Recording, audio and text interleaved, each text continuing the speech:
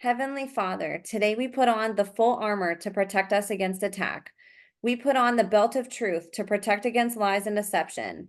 We put on the breastplate of righteousness to protect our hearts from the temptations. We put the gospel of peace on our feet to walk in your light, peace, and freedom with the Holy Spirit. We rebuke anxious thoughts. We take up your shield of faith for protection to block and destroy all the darts and threats thrown at us by the enemy. We put on the helmet of salvation to cover our minds and thoughts, reminding us that we are children of a mighty King. We are forgiven, set free, saved by the blood of Jesus. We take up the sword of the Spirit, your living word, that has the power to demolish strongholds and is sharper than any double-edged sword. We come to you, Lord, in prayer daily. In Jesus' mighty name we pray. Amen. Thank you.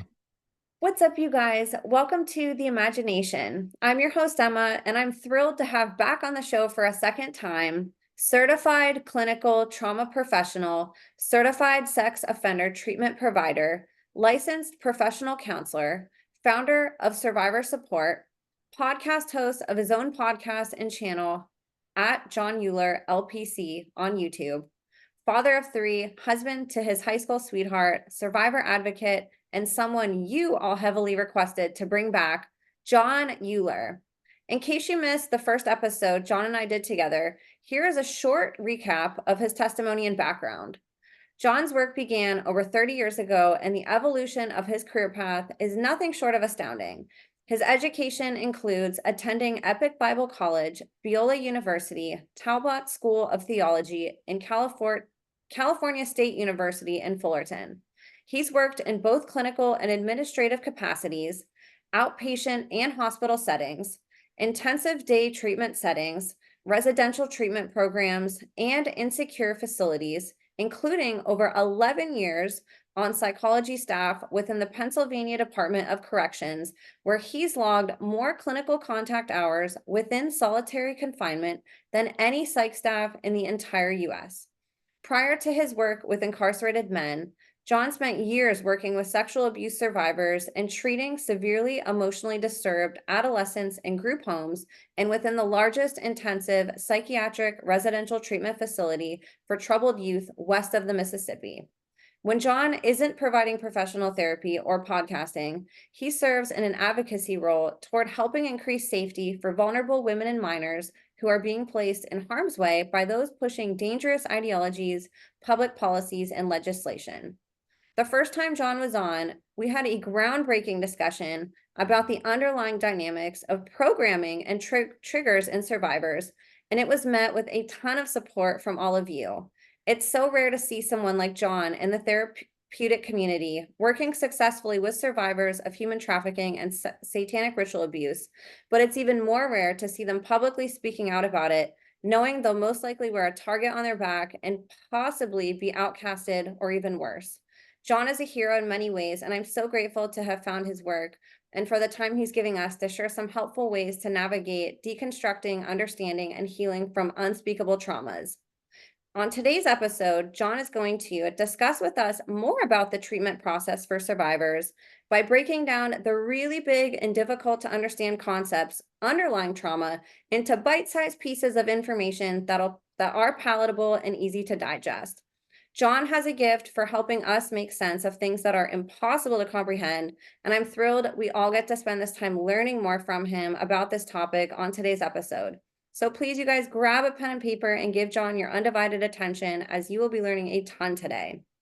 Before I finish introducing today's guest, I wanted to give you guys just a quick reminder: if you're a survivor or whistleblower who wants to share your story on the podcast, or who wants to share any information privately with me, you can email me at imagineabetterworld2020@gmail.com. I'd also love your support on my Substack, where I'm taking up journaling as an outlet for me to reflect on the podcast, my guests, and my advocacy work. And you guys can subscribe to me there at www.emmacatherine.substack.com. All of my social media links are linked in the show notes, and I thank you all with my whole heart for all the love, support, and safety you guys provide to this platform and to every guest. So you guys, without further ado, please help me in welcoming today's guest of honor, man of God, voice for the voiceless, child abuse and survivor advocate, podcaster, content creator, and therapeutic warrior, the one, the only, John Uhler. John, thank you so much for being here again with me today. You're welcome. Emma, it's a pleasure to be back with you.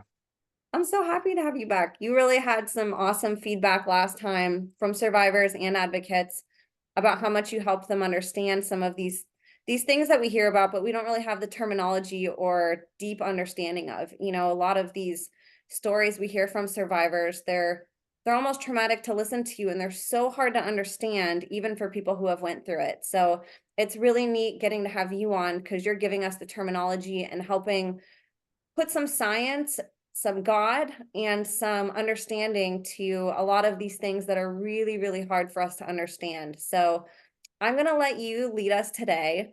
And I know this is going to be a great discussion. For people who missed the last episode, I'll have that linked below too. I definitely encourage you guys to go listen to it. It was fantastic. But this will be sort of a continuation from that with some new information today. So John, I'm going to turn it over to you. Again, Emma, thank you. And I'm appreciative for the opportunity to really do something that I've wanted to do for a while, which is to try to systematically or write down in a systematic fashion. So we'll kind of be doing this off the top of my head.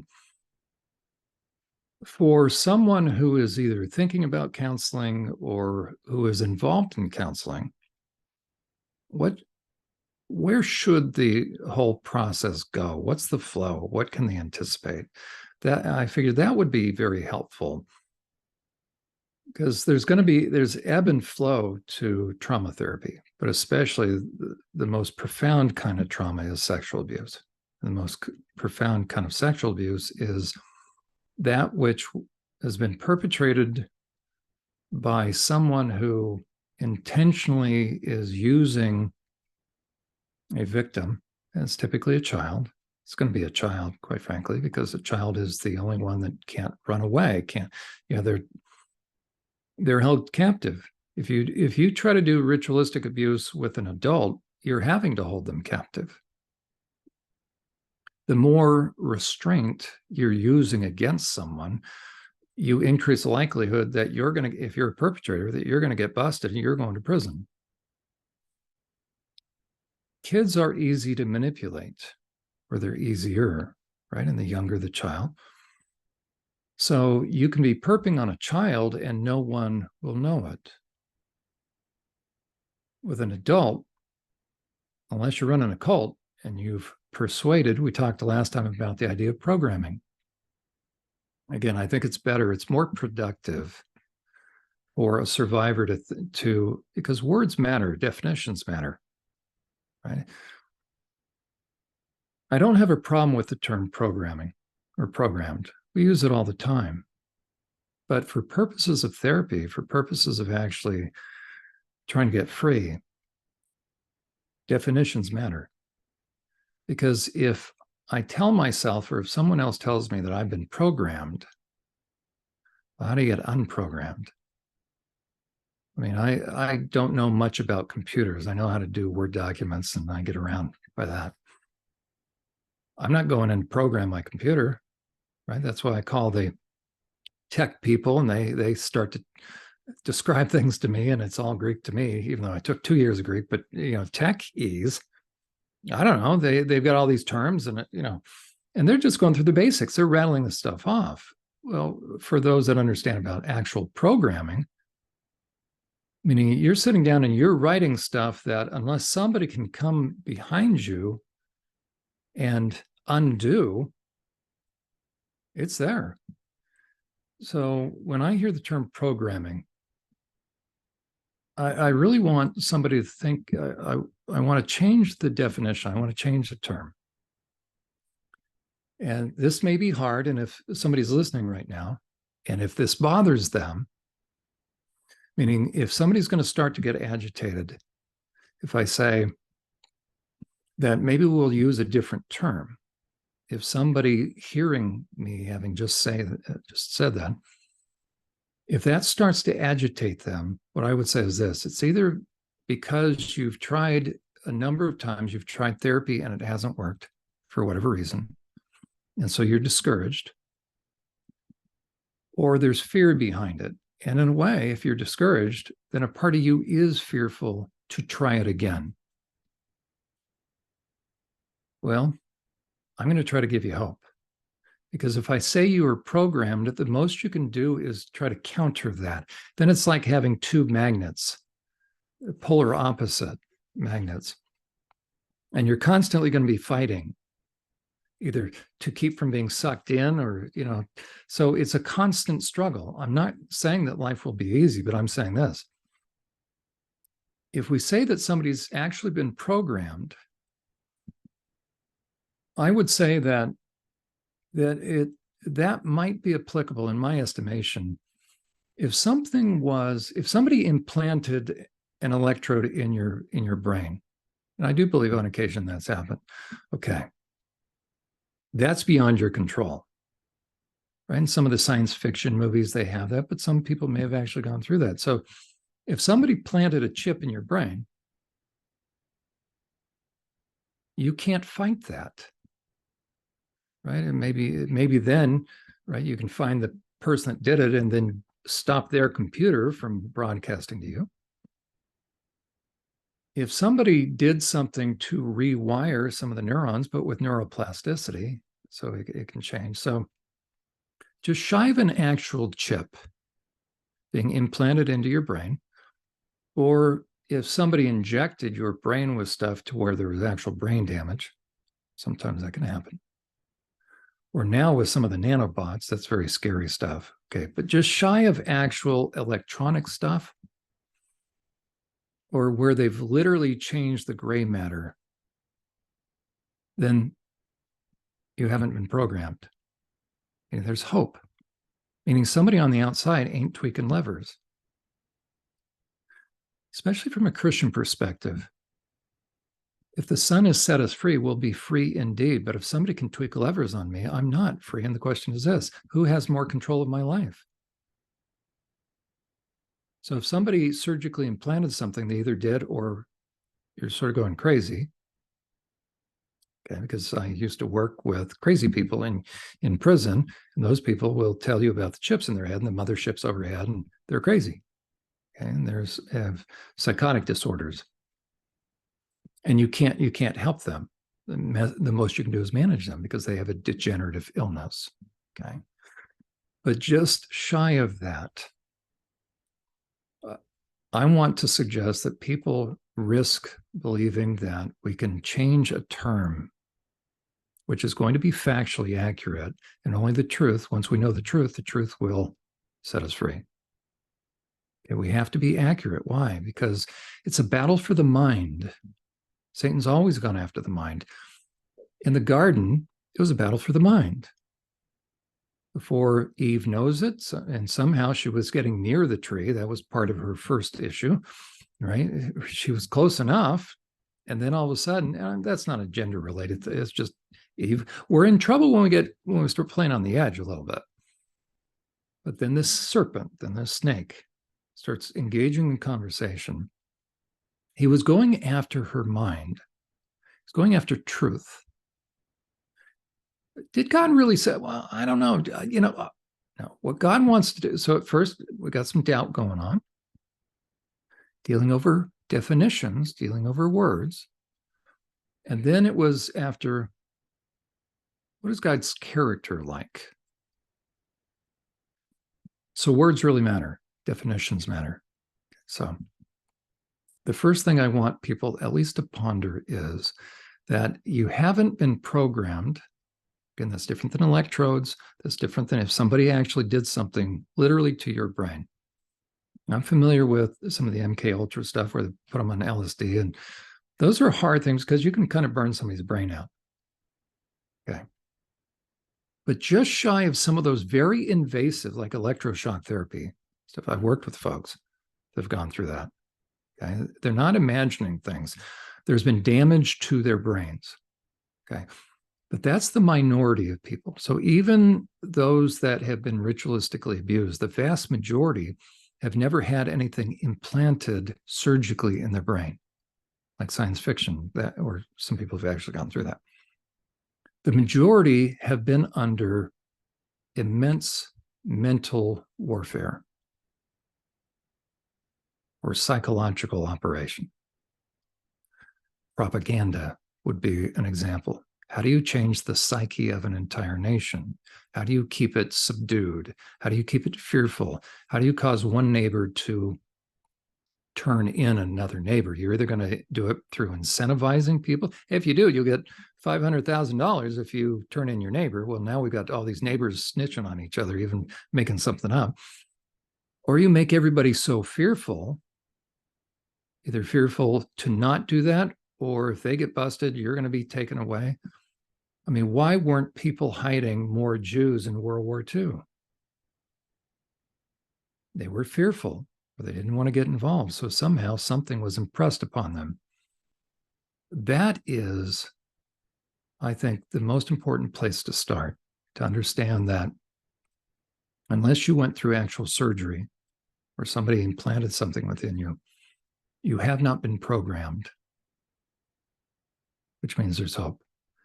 What happened was you were really persuaded, but it's not because you weren't unintelligent.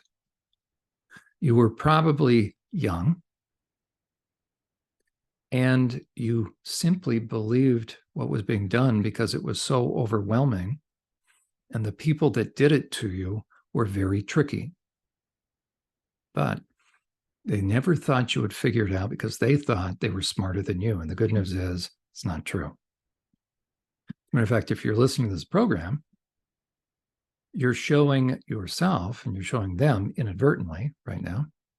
Doesn't mean they're watching you watch this. It just means this. Oh, first of all, if they had the power that they claim to have been, why are you watching this program? Especially this particular episode and the words that I'm saying right now. If they had the power over you that they claim to have, nowhere to run, nowhere to hide, they'll always know them. You should have dropped dead just before tuning into this program.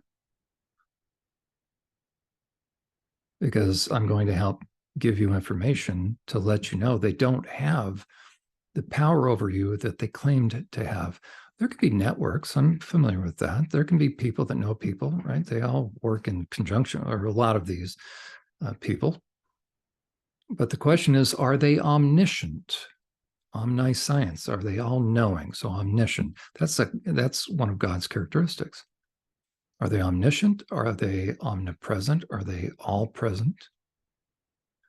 Are they all powerful, omnipotent? So the perps will cause a victim to ascribe to the perp godlike characteristics, which means if that is true, I'm never going to be able to be free because I can't fight that, or nobody can fight it. Or even if I try to get close to God, they're going to win. So the dark side is going to win. So without me knowing it, viscerally, I believe if I'm a victim, if I'm a survivor, and I haven't thought this through, why am I even going to try to get free? Because deep down inside, I know the best I'm going to be able to do is get a running head start, and then all my success will be taken away. So the first thing that in my work with folks that I need to know as a therapist, so I can begin to help them understand that this is not, or it's not going to be an exercise in futility for them to try it again, because most people have tried therapy before. And they either dropped or they stopped. Why? Because things got too difficult. And they felt it was futile. And that caused them to think again on some level, even if they don't remember, but on some level, the perps were right. I can never get out. Well, that's just like a cult member. So a lot of similarities. So to understand ritualistic abuse, to understand satanic ritual abuse, MK Ultras to some extent, right? Because it depends upon what they did. But just shy of surgery, it's still going to be the same thing. So the good news, in my estimation, is any of this stuff can be undone, can be overcome, so that we really can be free. It's not going to be easy. PTSD goes down deep. Trauma affects a lot of stuff. But I don't have to live a half-baked life. I don't have to live a life where I could be flying at 50,000 feet, and I have to settle for just bumping along above the treetops. I can have a fulfilling life. They haven't stolen my life from me. I can get it back. So the idea of programming, to me, feels futile as far as trying to make a change, because somebody's done something. They have placed something in me that I can't get out. They have the control. Trust me, if somebody goes into my computer and programs it, I'm done, because I don't know. I don't know about computers. It's futile. The most I can do is get rid of that computer and get a new one. But if we take the word programming and we change that word out, we're going to switch it for a more accurate word. Again, the word persuaded or convinced.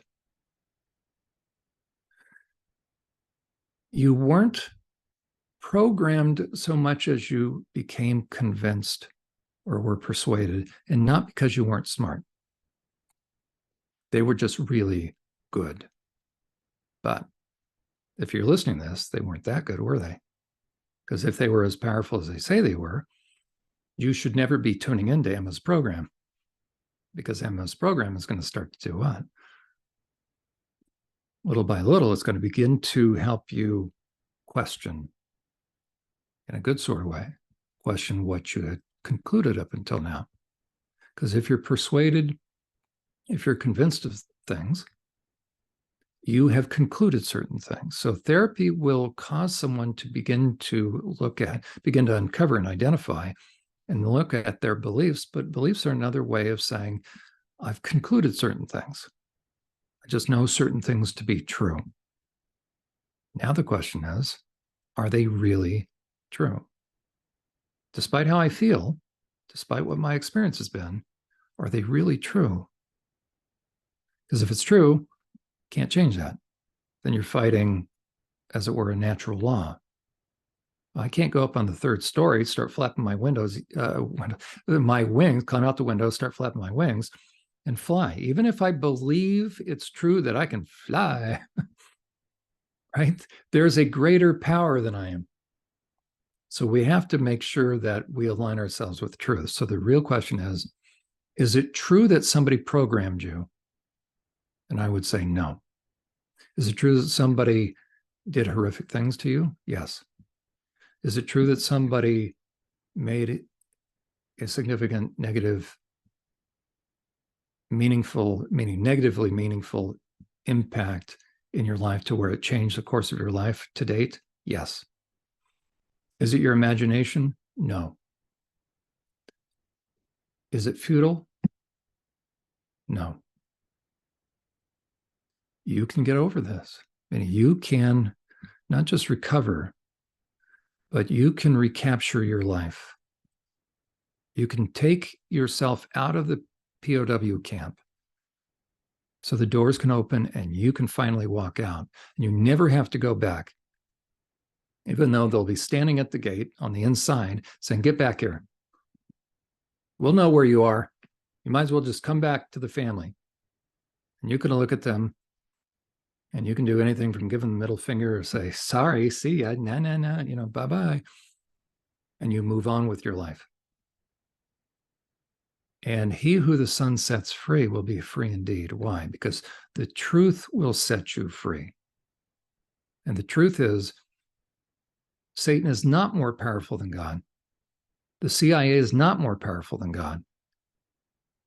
I don't care the kind of persuasion, the kind of manipulation they did, just shy of electrodes and burning your brain or something like that. Once somebody knows the truth, they can be set free. So the first thing is to begin to wrestle with that concept. Can I even risk believing that I wasn't programmed? Now there's possibilities. Then the question is, okay, how do I start? Where do I start? So that really is, I think, the most fundamental process. How much power do I believe they have? That's probably the first place to start. Any questions, Emma? I can keep going. Keep going, keep going. This is good. Okay. So let's say we have somebody that's just listening to that, because again, if it's programming, then why even do therapy? Right? If there's a power greater than you that's acting upon you. Okay, so let's say somebody risks believing that change is possible. Where do you start? The first would be to begin to assess that there really is some stuff going on the inside. Okay, how do you know so it's another way of saying, how do you know if you need help? How do you know if help can be possible? And what does it mean? Does it mean you're defective or deficient or you don't have what it takes? No, it doesn't mean any of that. What it means is you've gone through the war. You're on the field of play, like a football game. You're slugging it out. You're trying to make yardage. You're trying to move toward the goal. And things are happening to where, even though you're probably more talented than the average person, you have more on the ball, you're too close to the forest for the trees kind of thing. You're living your life. You're slugging it out. So you need somebody, maybe up in the press box, up in the coach's box, that has a headset on that can see the whole field. Most coaches are not as talented as the players they employ, that they hire. But the coaches have certain understanding of the game, and they have different vantage point, so they can advise. That's kind of how I view my role. So I really want the players on my team, so meaning the people I work with, that I sort of like am a coach with, I want them to understand that the fact that they need help doesn't mean that they're deficient or incapable. It just means every player needs a coach. Why? Because that's part of, I need somebody that can, with a different perspective, speak into my life to help me, instead of, why don't you try stepping to the right instead of stepping to the left? Move your body this way. Then I'll be able to make progress. So everybody needs a coach. We can probably all benefit from that. But if somebody has been traumatized, that has had a lasting impact, well, I need somebody that can help me, in this case, with trauma in general, that can help me know that it's not what it feels like. Because if you've been traumatized, and there's a lot of different ways somebody can be traumatized, and there's a lot of very profound ways, but traumatized people are convinced the war is still going. They're convinced that they still have to be on point. They still have to be hypervigilant, whether it's true or not. So if left to myself, I will never know the war's over. I'll be like the little Japanese soldier that the last order that was given was in the Philippines: go into that hole. It's a radio equipment in there. Don't come out until we tell you. And there are true stories, right, where Japanese soldiers in there. He's been dutifully manning his post in that cave, and he hears the sound of truck tires and air brakes, and they pull up and they stop. The engine turns off. Well, what's he trained to do? Well, last thing he knew is what? The war's still going on, because he never received any information to the contrary. It's been a long time, but all of a sudden, the sound of a diesel engine. Well, his outpost was secret. So what's he going to do? He's going to put his bayonet on, run out of that, right? Game on, war's on, last man standing kind of thing. So he comes charging out, lock cocked, ready to roll, and ready, bayonet ready. And what does he see? He sees a Land Rover with 5 people stepping out, one of which is a tour guide. The other, men and women, they coming out, and they have cameras on, and they're tour. This is a tour guide driving a Land Rover. And suddenly their eyes meet. And now what happens? Well, it depends upon what's true. It depends upon who's going to be more persuasive at that moment. But hopefully the tour guide, getting out of the driver's seat, hopefully he's been maybe primed for this kind of rare moment. I actually saw this kind of story with a sailor that years later they found some of these soldiers, Japanese soldiers that came out belatedly, ready for war. I mean, that's what PTSD does. It keeps me in a state where it's like I'm in a time capsule. Because even though our bodies continue to grow, on the inside, because we are eternal, in a way we're not designed to grow. Now, we're designed to mature, but we're not designed to get old. Have you ever met somebody who has lost the thrill and zest of life and isn't inquisitive? They're just existing. It's almost like they're growing old.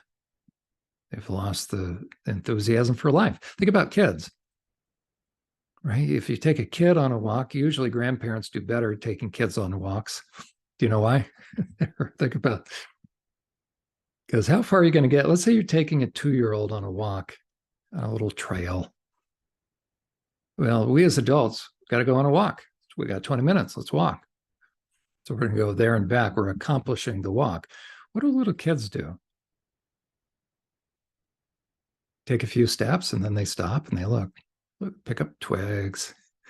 If they find a worm that died in a rainstorm, now it's all stiff. They pick the worm up, and then they might even ask, "Grandpa, do worms yawn?" Right? They're asking all these. They're just taking in all this information, so they are in the moment. If they go with a parent, usually parents are, "Well, I got a half hour. We'll go on a walk." Grandparents may have a little more time, so they're not as hurried. So parents may end up hurrying this child. But children have not lost the ability to have wonder. They wonder about things. They haven't lost their creativity. They haven't lost their hope, their vision, their dreams. That's what makes us human. One of the things that the perps want to do is steal all that. So you look at a trauma survivor, they don't have any of that right now. And that's why in a lot of therapy programs, they will have art therapy, because they're trying to tap back into some of that ability to be in the moment. Not where the person's hypervigilant because they have to be on point, because they're on edge. Why? Because they're waiting for the next shoe to drop. Why? Because the calm after the last storm isn't the beginning of blue skies. It's the calm between two storms. So the longer the calm, the greater the next storm. That's why if somebody who's been traumatized, they find somebody they connect with and they fall in love and they get together with that person. And let's say for the first time you're with somebody that actually treats you properly, you're going to go crazy. It'll bug you. And you're going to be driven to cause a fight.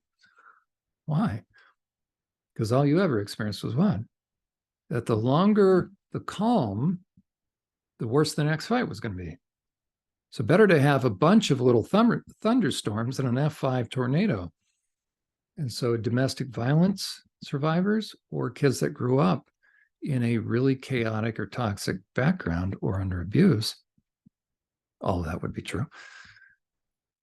They're going to find that the more a relationship calms down and gets into a normal pattern, a healthy pattern, it will start to bother them. Their anxiety level will go up. As a matter of fact, I may have with us, I know we're going to screen share. Their adrenaline will start pumping. Yes, they will. So let me find, Sure. I'm looking as you're talking. So do you have any, right? Did I find, yes, okay. Now I can screen share with this? Yeah. Okay, this is a screenshot from Bessel van der Kolk's, one of his training for therapists. Now, don't worry, I'm not taking copyrighted information, because this comes from some additional presentation that he was a part of. But I want to show, sorry, you're going, why did you just show me sex offenders? Because I work with sex offenders. Okay, now, so I really take all this seriously. I want to show people right now, I didn't intend to, but this is perfect. What you're seeing right now is, and actually you can't fake this, right? This is activity where the brain's lighting up. Well, we would say a non-traumatized person. So you see the word controls over on the left-hand side. That's the control group. So let's say we took out the word controls. Maybe I should reconfigure this slide. We're going to put in the word non-traumatized brain. Okay, so a non-traumatized brain is over on the left. The traumatized brain, or the PTSD brain, is going to be over on the right. That's how to read this. So if you notice, if you kind of do an X, you have very similar brains going on in different states, not like the 50 states of the US, but under different conditions. So when you look at the top, if we could draw a horizontal line, we now have what do brains look like under resting conditions? What do brains look like under threat? Okay, if we look at the top two, left and right, that's under a resting condition. This is when things are calm. Somebody who has not experienced trauma, so that's going to be under the control group, but we're going to take the word control out. We're going to call it non-traumatized brain. Have you ever met anybody that says something like this? You know what? I just need to get away for a while and clear my mind and begin to really think clearly. Well, what do they mean by that? What they mean is they need to get calm so they can begin to clear their minds, so they can begin to think deeply and in a creative way, in a problem-solving way. Somebody who's not been traumatized, when things are calm, their brain has a lot of activity.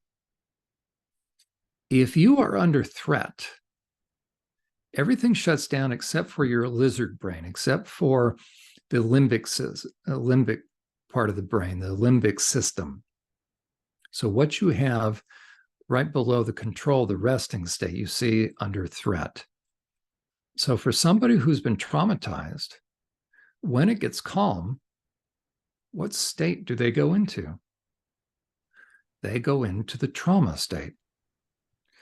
When you have somebody who has experienced trauma, they suddenly will become able to think clearly, or at least they're used to it.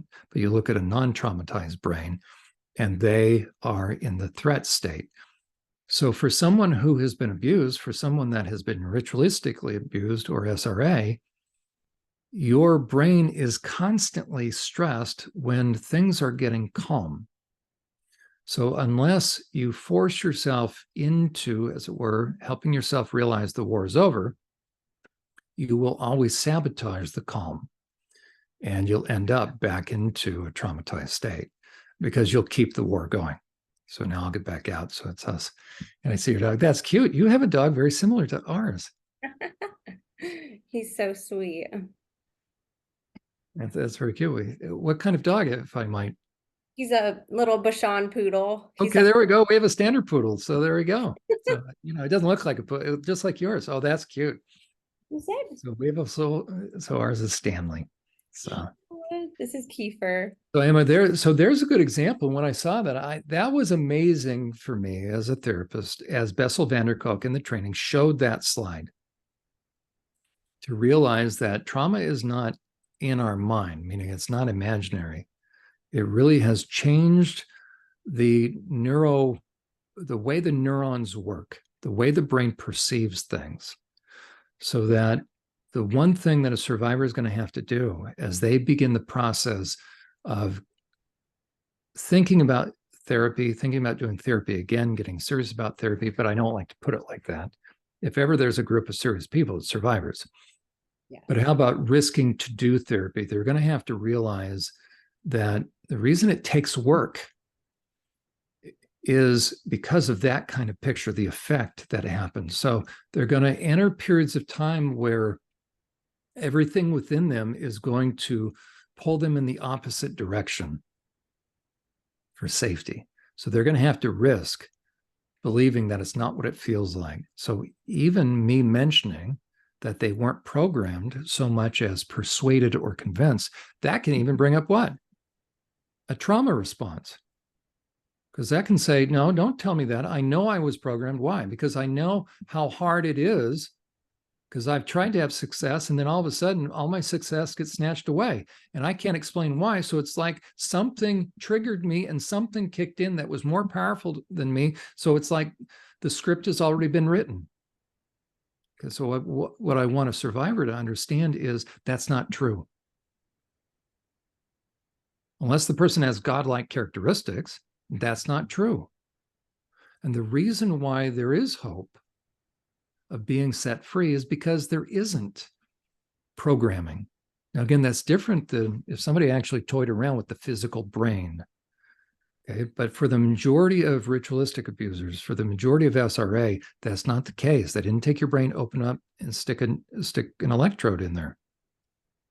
It was, and same thing with MK Ultra. Now that's the trickier thing, because if you give kids some sort of narcotics, and now you're doing strobe lights, and now you're putting them upside down, you put them on a table and spin it. Now you added all sorts of stuff. It's much harder to unpack it, but still there's a big difference between they influence my brain, they put me under narcotics versus programming. Okay, so just because I feel like a switch gets flipped, the question is there a real switch? If there is, that means something was put into your brain. That's a whole different ballgame, because therapy is not going to help that. Right? At that point, that's high frequency electronic kind of stuff. I mean, in all sincerity, if somebody had an electronic device, kind of like on Mission Impossible, those kind of things, or somebody has an electrode, you don't need therapy for that. You need surgery for that, because nothing's going to change if somebody can like toggle a switch, but just shy of that. And so I say that in all sincerity, with all empathy. That's why it's an either or proposition. If there's an electronic device in your brain, you're either crazy or you're not. But if there's literally what you need is surgery to get that out, then once you get that out, now what I'm saying will make sense. Then I can say this: you're not programmed. A part of you became really, really persuaded and convinced. Now the question is this: the person that convinced you, the person that said that stuff to you, were they correct? Were they accurate? Were they truthful? Now that sounds strange, because it's like, well, that's a virtue, and were they honest? But really, I mean, if I tell someone the world is flat, if you sail out there 100 miles, you're going to fall off the edge of the cliff. Most people, edge of the earth, right? Think about Columbus, and right. Why didn't people discover the Bahamas prior to Columbus? Because they thought the world was flat. Now I know there's people that, but anyway, just whatever that concept is. If you think there's going to be pain after a certain amount of time, you're not going. If somebody tells you that fence is electrified, now let's say I'm not a rancher, I go visit a ranch, and he says, "Oh, by the way, there are cattle. Don't touch these 3 metal wires, because there's 80,000 million volts and you'll smoke." Okay. Now, I haven't seen him turn a switch on. I haven't plugged anything, but am I going to do? I don't know about you. So let's say we go to Wyoming. We're going to a dude ranch.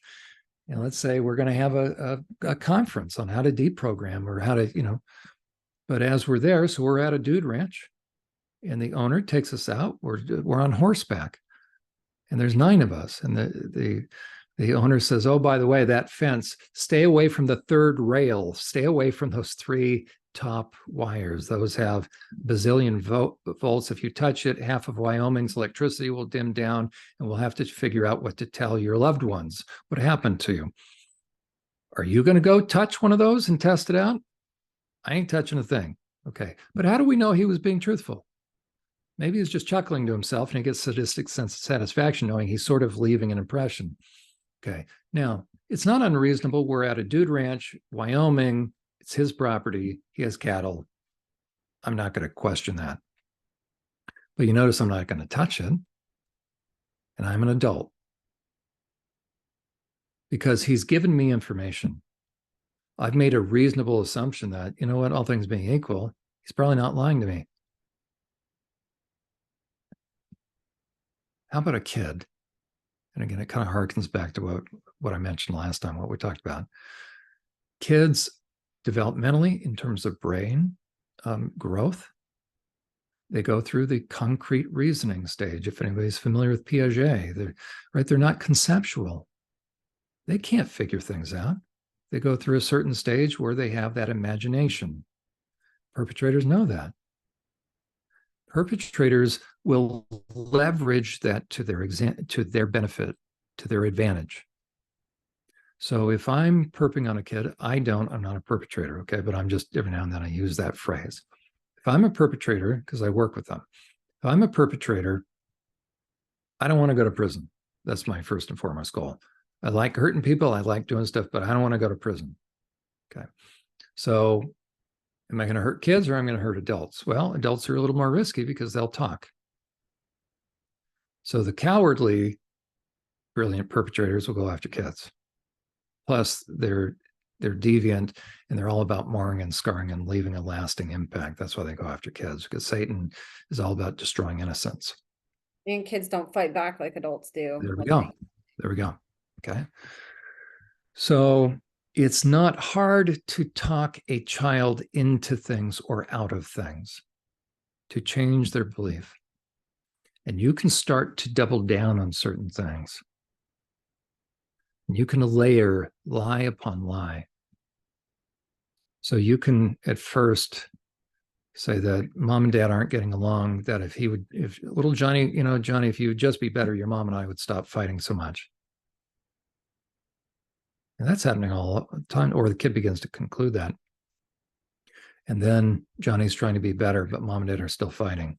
Johnny will eventually turn into a little workaholic. That if mom and dad do divorce, Johnny's going to conclude, whose fault was it? It's his fault. Because one of the parents told him, if you just stop being bad, we wouldn't fight. So now he feels guilty the rest of his life because mom and dad divorced. And so we may have created a people pleaser who, when he gets married, he's going to just try to make his spouse happy. And now his spouse suddenly becomes a megalomaniac, and now it's a very lopsided relationship. And so now little Johnny, who grows into big Johnny, doesn't have boundaries. Why? And that's happening all the time, whether directly or indirectly, in homes, dysfunctional homes. So as much of a lasting impact as that very common experience, tension in a home can create eventually a codependent person as an adult. It takes years in therapy sometimes, hopefully not years. It takes a long time to get over codependency when you've never been abused. Now, if you're with a parent or an adult who starts actually perping on you, now you have all the same feelings of an adult victim, but as a child, you can't figure out, especially the most important issue, which is who's responsible for this? And that's just, this sounds funny, but that's just with normal, there's nothing normal about it, but that's just with typical child abusers, sexual abusers. How do you like that? I'm in the field when I phrase it like that. A typical child sexual, there's nothing typical about it.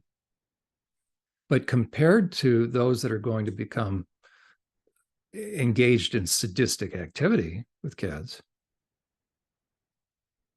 and ritualistic abuse is an actual category. Now it's recognized as part of the sex abuse training that any mandated reporter has to go through. And again, ritualistic abuse is someone that has access to a kid, regular and consistent access. So you have a child and you can continue to perp on them time and time again. That's the actual term for ritualistic abuse. Only a sadistic individual is going to do that. But then you have SRA, where a sadistic adult has given themselves over so much to deviance that they have moved into darkness and they want that more. And that's eventually, not all the time, but eventually, for some of them, that will lead into actual Satanism in different forms, right? You have those that are part of the cabal, Satan always doesn't have to be worshipped in the same way. So you have different ways that people are going to worship, right? I guess somebody can sell their soul to Satan without doing an actual elaborate thing as an adult, right? Or they can end up doing very much elaborate, looking like a Hollywood set. So it's all by degrees. And then if you bring a child into that, if you use a child, now what have you done to this kid? You've added all those normal ways of persuading a child, convincing them it's their fault. Now you're layering all sorts of, how should we put it? All sorts of additional layers of propaganda, layers of, this doesn't detract from the phrase, all sorts of theatrics, all sorts of special effects to make it doubly real, doubly traumatic. And that makes it doubly all the more difficult for the child to ever be persuaded to the contrary. So the most profound kind of horrific thing, of course, a child has go through a couple of different things. One is actually seeing somebody or being forced to participate in harming someone, the death of someone. But also if you're raped by somebody who's demon possessed, and the demon says, I'm coming inside you and you will be mine. You're going to be my bride. You're going to be my child. I'll forever be with you. I'm taking your soul. How's an adult supposed to figure that out if they're being victimized like that, let alone a kid? There is no way a kid on his or her own can know that that wasn't true. Oh, they were raped. They were raped by a demon-possessed person. But they don't understand the theology, so they don't have the truth to combat what now they become persuaded by. They just know that it feels like Rosemary's Baby. And that film was based upon some real stuff. But have I just given birth to Satan's child? Have I given birth to the Antichrist? How's a kid who's going through that, how in the world are they supposed to be able to have enough information and perspective to know whether or not that's true? Because if you're sold to the occult, you can't get out. But if you're not sold to the occult, despite what they say, then you can get out. Then there's hope. That's why I'm passionate about terminology. What is the definition? What does somebody tell you? How do you know they're correct? And the tricky thing is partway through the therapy for a survivor is you're going to enter into that time where once somebody, and here's kind of the different stages in brief, we'll talk more about it, but the very first thing is someone aware of that they were abused? And what do you look for? Well, there's 9 red flag key clinical indicators. The more of these somebody has, the more likely something significant happens. So depression, anxiety, panic attacks, shifting of moods throughout the day. Bipolar, by the way, is called manic depression or bipolar. If somebody has true bipolar, it will cycle like a woman's menstrual cycle. It's going to cycle throughout the month. Now, there's called rapid cycling, but still throughout the month, there's going to be a pattern to it. It's not during the day. It's not throughout the day. But how many survivors have been given a diagnosis of bipolar or rapid cycling because they change up 27 times during the day? Because the doctor simply asked, do you tend to have highs and lows? Well, the doctor doesn't ask a couple of additional questions. So if someone finds that they change up throughout the day, if you've ever had somebody, so this could be a question for a viewer, how do you know the difference between bipolar versus parts? One of the, I don't want to say easiest way, but one of the most primary way is, have you ever had somebody tell you, either tell you or show you, but tell you, man, you tend to change up real fast. Or show you, meaning, have you ever seen the look on somebody's face that before you know it, they're kind of staring at, before they were smiling at you, and then the next thing they know, or you know, before you know it, they're looking at you, their eyes are big, like, the last thing you knew, you guys were having a great conversation. The next thing you know, their face is like this. And you're wondering, how did they go from smiling to almost a look of like shock or trauma themselves? You didn't see their face change, their facial expression change. How do you explain that? Okay, so has anybody ever told you you tend to change up real fast? Or do you see it in their facial expression that something happened real fast and they can't explain it? Okay, that's not normal and that's not biochemical. Now, I'm not calling you abnormal. What I'm saying is this: don't dismiss that. You're being given important information to let yourself know, to let you know that something very real is going on, that it's impacting your relationships. And if you dismiss it now, you probably dismissed it in the past. How long are you going to keep dismissing this? Why do you think people distance themselves from you? Why do you think nobody wants to marry you? Or what do you think? I'm not making fun of this, but right, why do you think it never calms down in your home? Why do you think you're driving people crazy? Why do you think this is the crazy making dynamic? So it's really important to understand that if there's rapid shifting going on, it's either something biochemical. It could be, so you always need to check with a doctor, right? A brain tumor, I don't want to freak anybody out, but changes in the brain like that can cause rapid shifting in mood. So you always, you always want to rule out the physical first. It could be something to do with low blood sugar. But this is going to be more profound, meaning more pervasive. And so the primary thing, again, somebody needs to kind of think through is, do you ever notice that you experience gaps of time that you cannot account for? As to with conversations or traveling places or workload, or okay, that's going to be consistent across the board for every person that has been traumatized, especially from abuse from the past, especially a ritualistic abuse survivor or SRA. You're going to have gaps of time that you cannot account for. And you're going to have to figure that out, meaning you've been left to figure that out on your own. You've been left to try to come up with some sort of explanation for yourself. Oftentimes, like some of my clients, they'll say, well, I don't know, I just have bad memory. No, you don't have bad memory. Trust me, you don't have bad memory. No, John, you don't know. Hold on. Just because you can't remember what happened during that gap of time doesn't mean you have bad memory, because when you're concentrating on something, can you remember? Like, do you remember tuning into this program? Okay, then you don't have bad memory. Then the person will say, well, then how do you explain? I'm explaining it now, ready? So what it means is this: you simply go away, but another part of you comes out.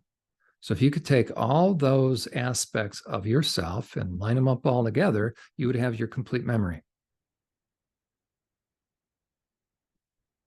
So your memory is fine. It just gets interrupted. Okay. Another conclusion is, well, my brain is broken. The brain's not broken. You just have gaps of time. Now the question is this: what does that mean? And it doesn't, the good news is it doesn't mean what it feels like. You're not crazy. You're not going out of your mind. I mean, you're trying to live with that. It's crazy making. But what it likely means is that there's been past trauma. And what started out early on as an automatic defense mechanism, I mean, you didn't intentionally do it.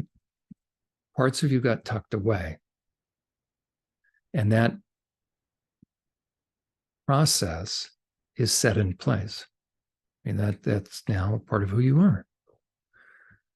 But unless you can begin to understand your inner world and what happens, what you've experienced is what you will continue to experience. And so the question is, how is that working for you? And if you've gotten to a point where you say, you know what, I'm kind of sick and tired of being sick and tired kind of thing, I'm at a point where it's enough. Okay. And that's a good place to start.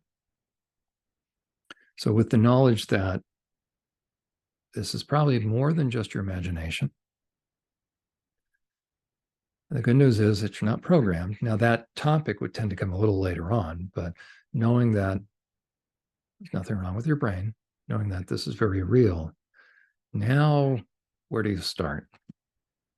And thus really begins the process of going through some fairly predictable stages of therapy. Let me stop and ask any questions. Keep it going. It's good, John. Okay. Okay, so if someone is willing to consider the possibility that there may be parts, and again, there's a couple of things that somebody is still going to have to wrestle with. Does that make them crazy? No. Okay, it means you're traumatized. Because part and parcel with this, so the first thing that's probably going to be the easiest to admit are gaps of time. That you have these gaps that you can't account for. Another way of assessing this is think about us as adults. Most people should be able to remember back to about age 5, about first grade or kindergarten in there. Now, will somebody be able to remember every single moment of every single day of every? No. But there should be high points. If you look back through photo albums or photographs of yourself, you should probably be able to remember context. You should be able to, maybe if you don't remember exactly when this picture was taken, it should seem familiar. But the older you get, so maybe at age 5, we've got some photographs and maybe I only remember 1 or I sort of vaguely, but maybe out of 20, I remember 1. But now we start first grade, second grade, third grade, fourth grade, fifth grade. Now we're getting a little older. The older I get, the more I should be able to recall. So I should be able to recall, all things being equal, let's say from first or second grade on up, can you list the names of your teachers? Going grade by grade. Well, how much time did you spend with them per day? How many months per year did you spend with that one teacher or those teachers? And you can't remember? Okay, second grade, third grade. Now the question might be, well, what teacher can you remember? How about this? Can you remember your school colors? Can you remember the mascot? Can you remember the buildings? Can you remember, how about this? Can you remember going? Can you remember what your favorite subject was? What was your least favorite subject? Can you remember where the bathrooms were? Can you remember where the swing sets were? Remember where the cafeteria was? When somebody, at least just think about second grade, third grade, I think that's age 8. We should be able to remember. What sport did you play? Did you have any friends, any names that you remember? What was your favorite sport? What was your least favorite? Were you picked first? Were you picked last? Everybody should be aware of that. I'm laughing because I typically wasn't one of the first. Okay, how about junior high or middle school? Certainly, that tends to be the traumatic time because now we've got hormones kicking in, got developmental stuff kicking in. A lot of bullying starts to take place during that time. Fall in love during that time. First crushes around that time. Okay, do you remember that? Did you go to an elementary school that was kindergarten through 8th grade, or was yours split up? Did you actually go to a separate junior high school? I've worked with a number of clients that can't recall any of that, and even into high school. In the US, it's pretty much, I think, across the board through US, everybody has to take a foreign language to graduate, 2 years worth. Most people can remember what foreign language they had to take. I'm surprised I made it through Spanish. I don't remember any of it. Okay. I've worked with folks that can't even remember. Well, 2 years in a foreign language, you can't remember? How about this? What were your school colors? Everybody can remember what their high school colors were. Unless, how about your mascot? How about the fight song? When the band started playing before the football game, everybody remember that. Favorite teacher. Not that you have to remember every favorite teacher, but can you even remember one? Where was your locker? Those are some very basic questions. If somebody can't remember any of that, how do you, I mean, if I'm addressing someone, like some of my clients, because that'll really start to, those are issues, those are facts you can't deny. How do you know you graduated from high school? I have a diploma. Okay. Do you remember getting that diploma? Where'd the diploma come from? The diploma means you went through how many years of high school? So you have a diploma that you can't remember earning? Now we have an issue, meaning that is right in front of somebody's face. That's hard to explain away. As a matter of fact, there are two top reasons for people, this is as an aside, but to show you how impactful this can be as far as the role that high school will play in somebody's life. They'll either spend the rest of their life benefiting from or trying to overcome high school. Okay, I used to work at Nutrisystem. That's where I did my master's thesis on emotional eating.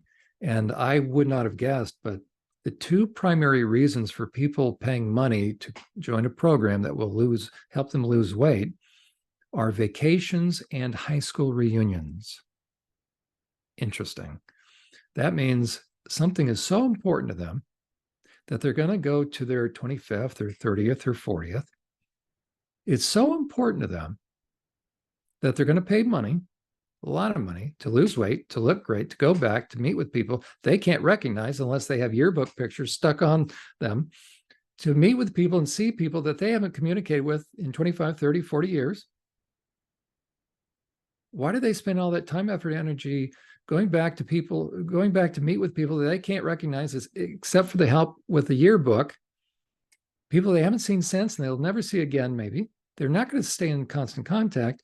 Why is that such a big deal to them? Why is it that they feel driven to go back for the 25th, to be with classmates? Now, I'm not making fun of this, and I think that's very unique to be human, but I'll tell you what, usually it's either to live up or live down something. So the guys living up, those are the guys that wear their Letterman's jacket. Okay, they still come dressed as a high schooler, the jocks or whatnot. Now, the truth be told, they never went on to the NFL, and they still want to feel good about themselves. So they're coming back as though they're coming back home, like a homecoming. Okay, we're talking high school. Right, we're going to the high school homecoming. I'm going to get myself in trouble, so I need to be careful. I'm not getting down on anybody. If you go back to your high school homecoming, right, part of the float, or they have the alumni. Okay, it's different than college. I'm not making fun of anybody. Okay, or you have the people that were either bullied, made fun of, made you feel less than. And now they want to go back. They're looking good. And they're going to talk, they're looking forward to talking about what they're doing. Because they weren't the loser that people said they were. 4 years, early in high school, questions, can you remember it? Look at the impact. But also, even in high school, look at the kind of impression that those 4 years can make. That 50 years later, 25 years later, we're fighting certain things, that it still has a hold on us. How much more than when we're young? But as far as one of those assessment questions, how much do you remember? How many birthdays do you remember? So if somebody during the here and now find that they lose chunks of time, if you lose direction a lot, if you are really reliant upon your GPS, meaning if you'd freak out if somebody told you can't use your GPS, you could say, well, I'm just directionally challenged, maybe. Or is it that partway through your commute or wherever you're going, you have no clue? So you have to look down to figure out, okay, what did I input into this? Am I going, I think I'm supposed to go here. And so that means you can't recall, you can't account for. So there's really big chunks of time that are missing. I worked with a client about a year ago who called one time in distress. They were to go meet somebody for lunch 45 minutes to the north. They are 45 minutes to the south in the parking lot of like a rescue, an animal rescue place. Well, right about now, they're supposed to be meeting their lunch date, their friend. But for them now, it's an hour and a half away or whatever, 90 minutes away. And they had to call them. What did they say? Well, they made some sort of excuse up, but now they call me. I think, John, what's going on? I feel crazy. Right? That's hard to explain away. There's no rational explanation for that. But because we'd been working together long enough, and because little by little, the reality of parts had come up, I knew there was a part that had always wanted a puppy. Well, because a part of her was denying this reality, that part finally managed to get out, so to speak, to push its way through the defenses, and they weren't letting the steering wheel go. And they shoved everybody else. They locked the door. And the part that wanted a puppy, guess where it drove? And so we worked on the idea of little by little, again, her becoming more comfortable with the parts so that they weren't shutting out these parts, so that when the parts finally had a chance, in IFS, they call it breakthrough, meaning they make a run for it. So we call it sort of taking over. And so it ruined her day. So as we worked through it, it was a way of her realizing that she still had to go back a little bit more to certain parts of her, maybe we'll say a present day part, to help her realize this is real. You can't keep denying or calling it crazy or saying nobody experiences this, or, you know what, forget it. I'm just gonna really buckle down and focus more. Well, how well is that working for you? Okay, so as an aside, I tell people better to not start this process than start it and start to back away. But that's a very common experience because it's very surreal in a way, because this is something you can't put under a test tube, but there's enough logic and rationale behind it. But if you go up to the average person and say, you know what, we can all have parts, but trauma, people that have been through trauma literally can shift into parts. And then, of course, where do our minds go? Well, that's multiple personality disorder. That's DID. What's nice about internal family systems therapy model is they're destigmatizing all that. So you get rid of the thing that may cause someone to freak out. Like, are you telling me like I have multiple? Because you ask the average person, they'll say, well, that's crazy, or that they'll come up with best they can to explain that. So to be able to help someone understand that it's a very real phenomenon, it really is. Now, I work with it a lot, so for me, it's very much demystified. But then I'm able to help people begin to understand a reality that's going on within them that they've tried to keep at arm's length or shove down, or in a trapdoor, so to speak, or push into a closet in their inner world, meaning I'm not going to acknowledge it. This is crazy talk. Nobody experiences this. And it's almost like they go into denial. It's kind of like, la, la, la. And think about the energy that it takes someone to suppress or keep at bay an entire reality within them. Then the question is, how well is that working? And for someone, here's a hurdle sometimes that some people have to get over. It's like, John, I don't want to talk about this because the fact that you're talking about it, I know you're actually doing this power of suggestion. You're making me think about this. And because you're bringing this up, now I'm thinking crazy thoughts like this is almost a possibility. Forget it. I don't want to talk about it. Let's just do CBT, cognitive behavioral therapy. This is crazy talk. Okay. So first of all, I don't have to do any kind of mode of therapy with someone. It's what do you want for yourself? And that's going to be part of therapy, by the way. There'll be part way in that, in a way, part of the goal is part of the process. And here's sort of the bad news. If you have parts, it's because you were traumatized and those parts have some memories. You're going to start to remember some stuff. And if you start to remember stuff that you couldn't remember at that time, it probably is going to be a little bit above and beyond the ordinary as far as the degree of impact. It's going to be pretty impactful. And it's like a fighter jet that broke through the sound barrier.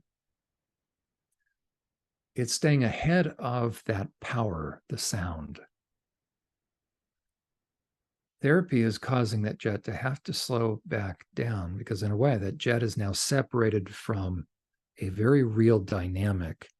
And as long as it goes at a certain pace, it can stay away from the sound barrier. How are they ever going to land? Come in for a landing and rest and not be in combat. I guess if you refuel in air, you can always do that, although I think you still have to slow down.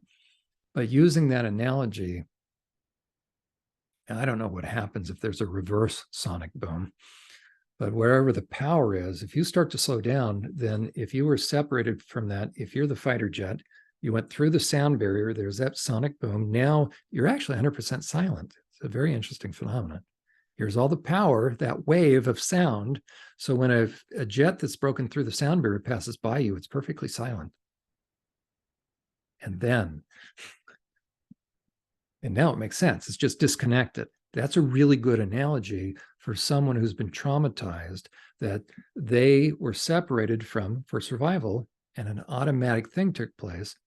There's a part of them that has all the power, all the memory, all the trauma, and they've separated from it. So their functional part, the body keeps a score, all the adrenaline charged part of them, the busyness, the workaholic part, the compulsive part, the work, stay on point part, the burnout part,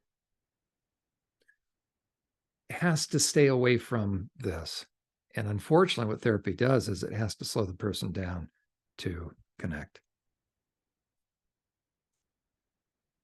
I'm not saying it's going to come up all at once, because the way we're made, the way God has designed us now to deal with a fallen world and then trauma on top of it, which is the result of evil, in this kind of what we're talking about, is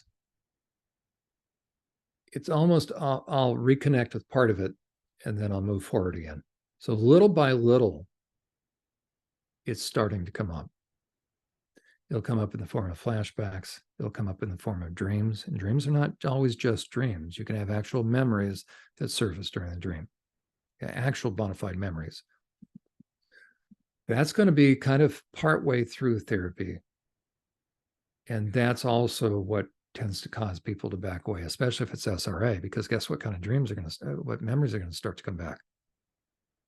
This is not just, mom hit me across the face with a belt. And that's where you have a lot of people that are going to stop therapy, sabotage their own therapy, because they start to get a sense of, the world that I thought I lived in, or the world that I thought I experienced. That it's like having to walk into a horror movie. So that's part of that process. That's oftentimes why people back away from therapy who've experienced some sort of ritualistic or SRA. Any questions? I can keep going.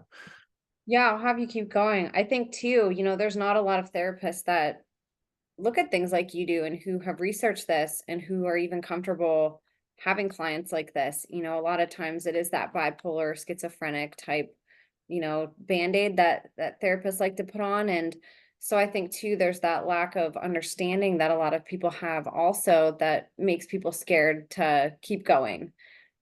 So like this person doesn't understand me, they don't believe me, they think I'm crazy, and like I don't think I am, like I feel like I'm remembering something, so It is really special what you're doing, and it's so valuable what you're sharing, and hopefully it gives people on the other end. The only reason why I'm talking about this is because I hope that these are all tools. Like, people should be looking for these qualities in the person that they're working with. Is this person understanding me? Have they heard of these terms? Are they just slapping a Band-Aid term on me? So I think this is helpful to understand on so many different levels, but it helps people to understand how to get the right help so they don't quit, in those moments when they want to keep going.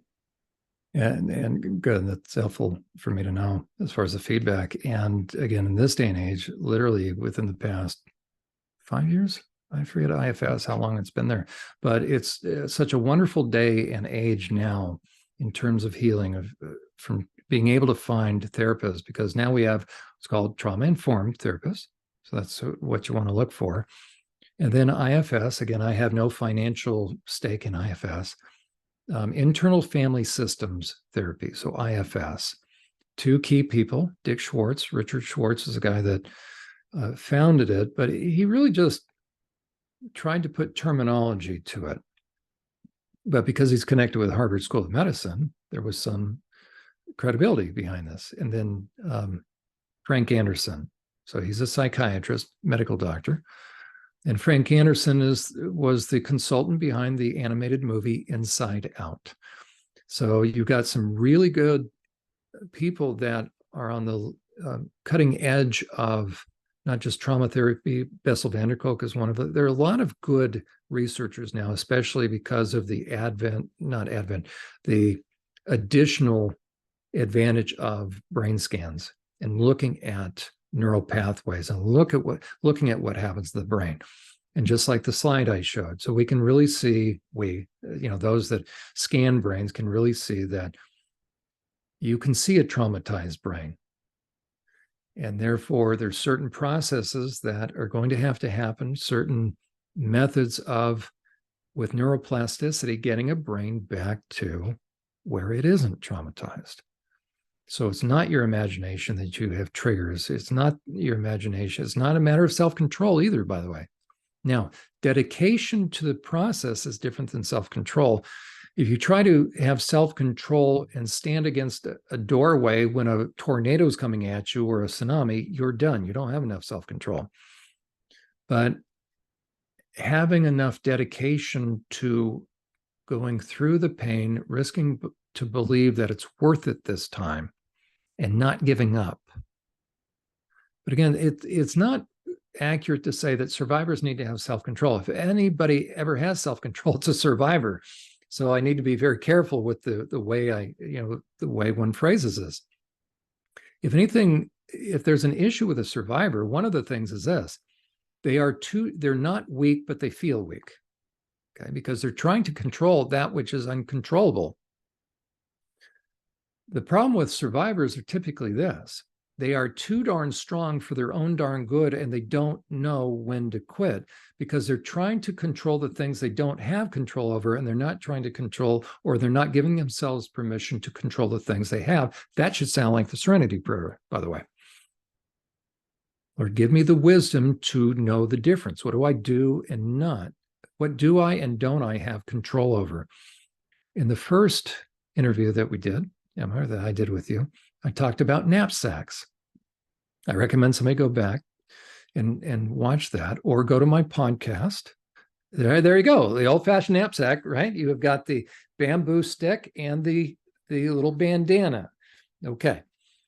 So when Paul talks about in the book of Galatians, we should bear one another's burdens, but each man should carry his own load. Two different Greek words. So when I do talks every now and then, depending upon what I'm talking about, but one of my favorite talks to give, I call it Knapsacks and Boulders, the things that will mess us up. So whether for someone that has never been traumatized or someone that has been traumatized by whatever degree, the good news is this, in my estimation: it's always knapsacks and boulders. Ultimately, that's what you're working with. Even if it's SRA, ultimately, the issue is, are you carrying somebody else's stuff, somebody else's responsibility to do what is right, just, and fair. That comes out of Proverbs chapter 1 and chapter 2. If we pray for wisdom, we'll know what is right, just, and fair. That has to do with how I treat somebody else. If I treat somebody, and that's what our knapsack is. So if I am allowing myself to be selfish, and we can do it inadvertently as well, but if we do this, we need to apologize. What is apologizing, by the way? It's taking my stuff off of that person and re-owning it. I'm letting them know it wasn't their fault. So I'm clarifying reality. I'm honoring their intuition because I crossed their boundaries. I can cross somebody's boundaries in a couple different ways. I can do it physically, or I can do it emotionally. You can, and so that's placing knapsacks on somebody. So everybody should have one knapsack, no more, no less. So the goal of all therapy is one knapsack, no more, no less. Okay, meaning everybody owning their own responsibility, emotional responsibility. We all have to pay the bills, that kind of responsibility. But this has to do with doing what is right, just, and fair. Is it ever right to do the wrong thing? No, and that's where our conscience and intuition come in. Okay, so successful therapy, in my estimation, will look like somebody carrying one knapsack, no more, no less, fully functioning conscience, fully functioning intuition. Their relationships will be governed by truth. Therefore, they will be emotionally responsible.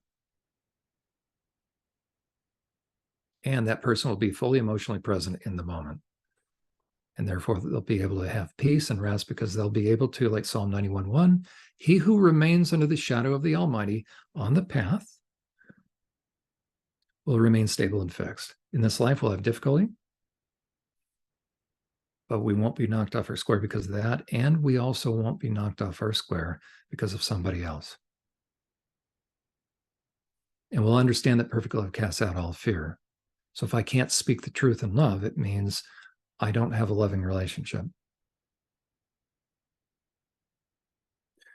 So the good news is, regardless of the degree of hurt or negative impact or trauma, it's all on a scale of 1 to 10.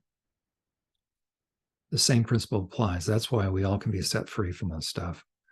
The more you are wounded, the longer the journey, or the more intense. But the Lord promises, though we walk through the deepest of valleys, he will be with us. He's the great physician. He's the wonderful counselor. Hopefully I'm pretty effective, but I can't read anybody's mind. I can't read their heart. The Lord can. So he will walk beside us. He encamps around us. He protects us. The Lord didn't promise life and peace and rest to everybody except SRA survivors. He said he came to set the captives free. Those are SRA survivors. So to those most deeply wounded, his heart goes out to those. And therefore, the most important principles are for them because they're the ones that need peace and rest the most. So how do you know when you're finished with therapy? Right? We're all in process, number one. That's why the Lord's a wonderful counselor. We always need, we need him as our counselor. But how do you know when you've gone down into the valley and coming back out like the Grand Canyon, and now you're on the other side? It's not going to be blue skies. We live in a fallen world, but what it's going to mean is this. I'm finally able to be in the moment. A trauma survivor is only 10% in the moment, literally. Let that sink in. Because think about that slide that we showed. When it gets calm, a trauma survivor, what's going on with their brain? They're on point. They're in crisis mode. So a trauma survivor can never experience peace and rest. But Jesus promised in John 14, he's going to give us a gift that the world can't give, a gift of peace. That is true for anyone. And Satan is not more powerful than God. Satan was an archangel, 3 top angels, Michael, Gabriel, and Lucifer. Lucifer is actually a good name. Nobody's going to name their kid Lucifer now. It's too closely. It's like Judas. Nobody's going to name their kid Judas. Okay, but God actually gave Lucifer the name Lucifer. It's light bearer. It's a mirror. It's a reflection of God's glory. But now it's too closely associated. But Lucifer, liar or deceiver. I'm sorry, Satan is liar and deceiver. But this is an aside, but hopefully this will be helpful. Gabriel is in charge of the Postal Service, Michael, the military, and Lucifer was in charge of music, worship. If you hear the name Michael, the archangel, okay, head of the military, do you think that Michael can read your thoughts? Most of us will say, well, no, he's an archangel. He can't read my thoughts. Well, how about Gabriel, the Postal Service, the one that would announce whenever there was a big announcement? There would always be Gabriel. He appeared to Zechariah when Zechariah went in the temple before John the Baptist was born. He appeared to Mary. Do we think that Gabriel could read Mary's mind? No, because only God can. Well, if Michael and Gabriel can't read somebody's mind, why do we think Lucifer can? So as an aside, I wanted to bring that up to, again, show you that Satan cannot read our minds. He's an angel. He's really powerful.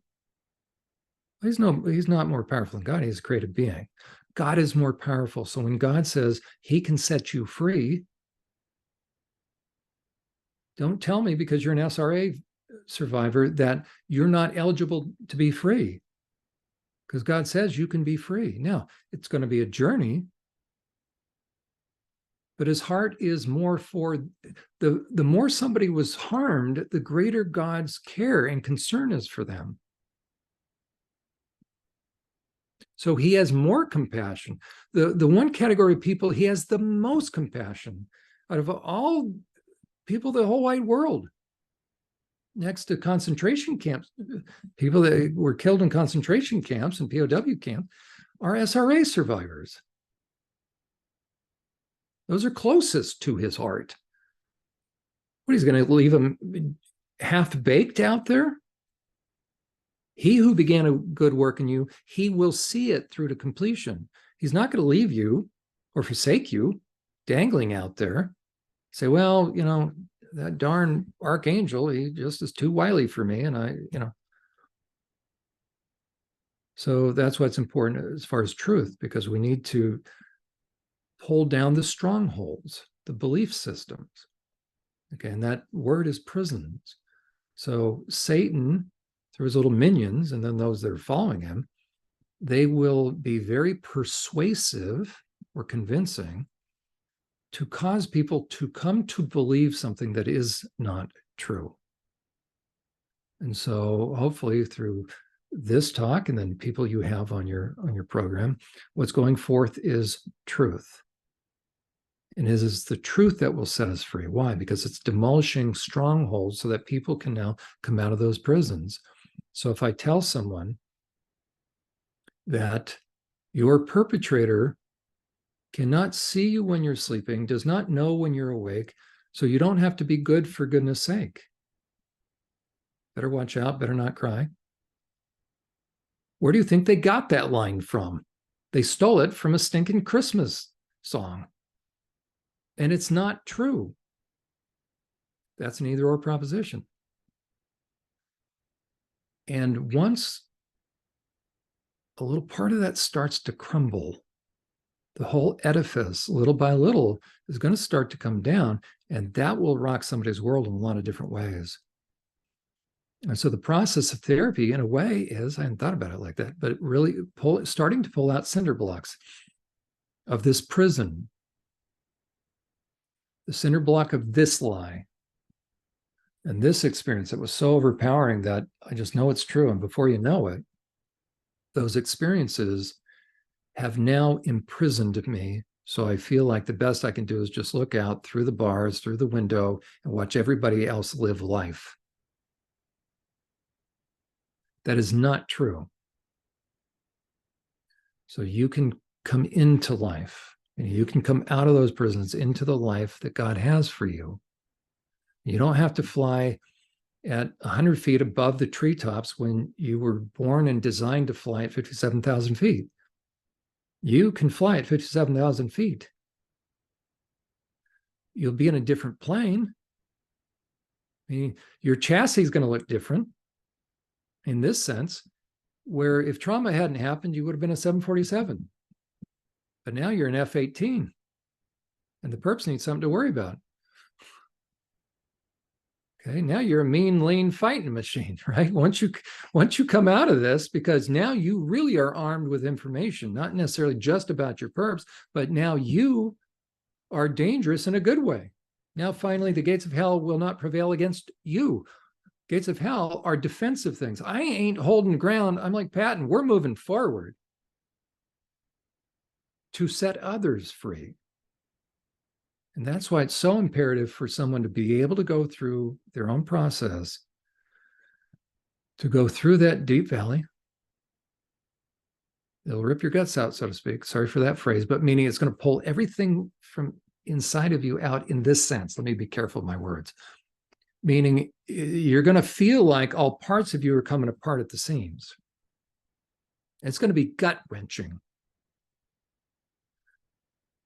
But if you're willing to go through it, if you're willing to risk believing that it's not going to be what it feels like that you're never going to make it. So sorry about some of those phrases I use, but meaning if you start to get memories back and you get suddenly flashes of stuff and it's starting to look like, and then you're getting body memories and then you're getting certain tastes in your mouth and it's like, you mean to tell me I have to walk into that and remember and figure out where's this stuff coming from? Yeah. If you don't, you're going to be stuck because that memory is finally trying to consolidate. Because the reality is this, you actually already went through it. Or the sound barrier kind of thing. You broke through the sound barrier. You have to reconnect with it. But the reality is this, you have to risk believing that if you survived it once, you will survive remembering it. But it's going to feel like you're not going to be able to because it's going to feel like it's happening again. But that's where the faith comes in. Faith in two ways, faith in God, faith in the therapist or whoever's working with you, and trusting that the process, that part of you, just like dry heaves in a way, it's a rough analogy, but the thing that's scary about throwing up is this. Or the first time that first wave, when it hits you, this is a rough analogy, but it's very true, right? The thing that's so freakish for that for kids, let's say, is they don't know that their stomach muscles are going to contract. All they know is they can't breathe. And a kid thinks he or she's going to die the first time they throw up. That's why if a kid has to throw up alone, it's very traumatizing for them. But if they have a big person, a caring person, a mom or a dad that cares, that can in their ear kind of talk them through. I know, buddy, hold on. Just I know, because we can see when the dry heaves are going on, say, it's okay. Just give it hold on. And you're talking them through that. They're trusting the sound of your voice that it's not what it feels like. So I'm helping with truth, give the courage to stay the course so that they will get through that memory. And here's another piece as far as therapy goes. A survivor won't have to remember every single time and every single day. You'll just have to remember enough. And that is comprised of two things. If certain things happened all the time, if certain things happened consistently, in a way, then to remember one time is to remember them all. So up will come the rage. Ultimately, the healing to all this is anger. So that's also where we're going, where I'm going with the therapist. I, as a therapist, I'm going with clients. I'm going to help them understand that they have anger and they eventually can tap into that. Okay, because the perps have to separate survivors from their feelings, their emotions. And part of that journey is helping a client understand that, again, anger is neither good or bad. It just is, but it gives us information. What's it give us information about? Knapsacks. Okay, the negative degree of impact. Two cars collide. Car A is the one that collides with car B. The degree of impact will match the degree of dent. The speed and weight, right? If it's 5 miles an hour, little dent, right? So those that do this for a living, right, that investigate accidents, they can figure these things out. the skid marks of the dent. They can figure out that car weighs that much, therefore this guy was traveling 57 miles an hour in a 25. And we say, how did they figure that out?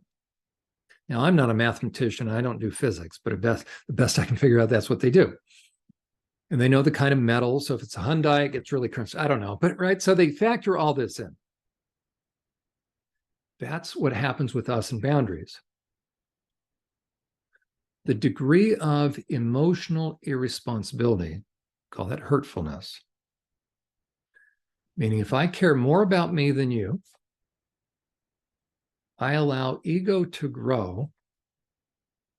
And therefore, in my estimation, on the scales of justice, using that old-fashioned scales kind of thing, if my estimation is growing, if my estimation of me, my ego is growing, guess what happens to my estimation of you automatically? You're decreasing in my estimation, right? Now, I'm talking, this is a healthy self-esteem. If I start to become egotistical, everybody else compared to me is what? Less than. Now, the smarter I am, the smarter that, try it again, the smarter I am, the less I'm going to let you know that's what's going on inside of me. But it's true. So the more this goes on where I'm feeling better about me than you, I'm moving you from, in my eyes, from being a person that has value, that needs to be esteemed and respected, and I'm viewing you the way that God wants you to be viewed. I'm starting to view you as less than what God wants you to be viewed. So instead of viewing you as fully human, where right now in a healthy relationship with someone who's emotionally responsible, two people. Matter of fact, I have, okay, I'll bring up a slide in just a second, ready? But if I'm thinking more about me, caring more about me than you, then in a way, I'm starting to devalue you. And the more this gets out of balance, the more I move from having the mind of Christ or God's mind, and God's mind will have God's values. I think God's thoughts and I appreciate and feel the way God feels. That's why I can keep in step with the Spirit. And so in going through this life, if I have the mind of Christ, if God takes over my mind, that's different than gray matter and white matter. Okay, so if I have the mind of Christ, what it means is everything I think is exactly what Christ is thinking. I'm matching that without even knowing it. He's creating his life within me, so I keep in step with the Spirit. So everything the Spirit feels, I'm feeling. And not in a weird way, but how does that translate? How about the Good Samaritan? So I'm walking through life, and suddenly now I'm touched with the feelings of others. My empathy increases to where I have godly empathy, no more, no less. I have godly respect, no more, no less. I have the fruit of the Spirit, no more, no less. That sounds funny, no more. Right? So I'm filled with the fruit of the Spirit: love, joy, peace, patience, kindness, goodness, gentleness. Okay. And so nobody's going to have to tell me that. It just grows within me. That's what God will produce in someone's life. That's why that helps us discern, is this person the real deal? Okay, so automatically, if God is within me, I will treat someone with respect. The golden rule. Nobody will have to teach me that because my conscience and intuition come back alive. Okay, but the more I start to override my conscience, or the more I allow ego to grow, I will start to, like a snowball, I start to grow. And the thing that keeps ego in check is our conscience. Okay. The more my conscience is as God would have it, because we didn't need a conscience before the fall. Okay. But now that we have the fall, we need a conscience and intuition to maintain boundaries, to make sure one knapsack, no more, no less. I'll eventually come back to SRA stuff, but this is the basis and basics of all therapy. Because what happened with SRA is knapsacks were given, but those knapsacks per weight, where someone that wasn't traumatized, the stuff that my dad did to me, it was more neglect. You can have two baseballs, one made of aluminum and another made of lead. They look about the same size, but if you put them on a scale, right? Because the molecular weight, the weightiness, really in terms of relationships and respect, it has to do, and actions and effect, has to do with the meaning and the implications. That's what our right brain does. It figures out the meaning and the implications. Our legal system figures that out. If somebody dies because of somebody else's, at somebody else's hands, so we have a death, we have a crime scene, police are going to investigate, maybe even that thing in terms of a car accident.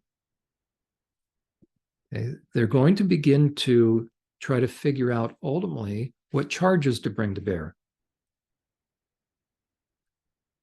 The charges, let's say vehicular death. Well, you can charge, there's about 4 or 5 or 6 charges. So the facts are somebody died. Somebody's behind a wheel of a vehicle that killed somebody. There's going to be an investigation. The charges that can be brought to bear depend upon what?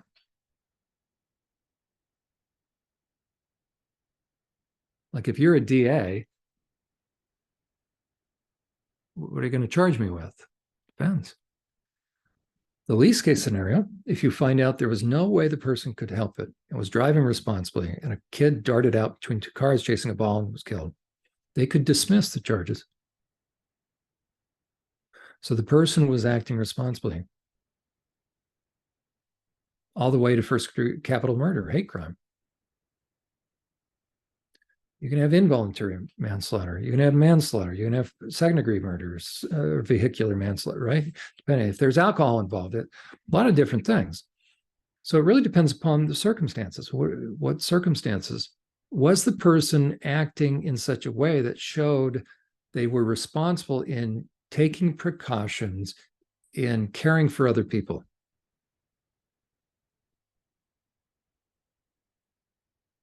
That's what gets factored in with us. Because if I hurt you inadvertently where I never would intend to, how are you going to know? You'll see it on my face. I will make amends. You'll see in a great degree of intensity on my part. I'm really doing Matthew chapter 5, quite frankly. And when Paul said to the Corinthians, listen, I hated to make you sad, but I'm glad because you really demonstrated that you went to the nth degree to try to clear yourself from, you did everything and anything you could. He was saying you produced fruits of repentance so he could see. So we know when somebody is genuinely sorry versus when somebody's just giving lip service. Okay. So you can have somebody that's done the same thing to you, but depending upon the intent, depending upon the degree of irresponsibility, it's going to be more weighty if you find out that they cared more about themselves than you, or they care less about you than themselves. That's a greater degree of injustice. Okay, same action, but different weights. So somebody that inadvertently cuts the bottom of a child's foot, and just let's say clipping the toenails in there somehow, but they say, "Oh, I'm sorry, buddy," and and you get a Band-Aid, and I'm sorry, and literally, and it doesn't happen. It's once in a million, or they clip their toe and there's some blood. It's traumatizing. Okay, the child still has been wounded. There's still a flesh wound, so to speak. But what goes on inside of the child? Things are normalized. So there was pain, but then by remorse, in a way, because of what dad did, inadvertently doing something, there was a knapsack. By apologizing and contrition, dad re-owns the knapsack, validates the kid's intuition. That's just with a small little cut, inadvertent. How about if a perpetrator is cutting a child's foot to draw blood for ceremony? What else are they doing to the kid? So we could say this. Blood came from a child's foot, but who did it and why and how did it happen? A couple drops of blood, pain, but it's either aluminum versus lead, the weightiness of it. If the intentions were not to harm a child, it's not going to hurt as much. There won't be as much to get over because that didn't come with injustice. But if somebody intended to harm you, and then even double down on even more things, including traumatize you, the meaning and the implications of that are so far greater. So where one may have been 1 little pound, still is drawn blood, the other was 1,000 pounds. Or how about this?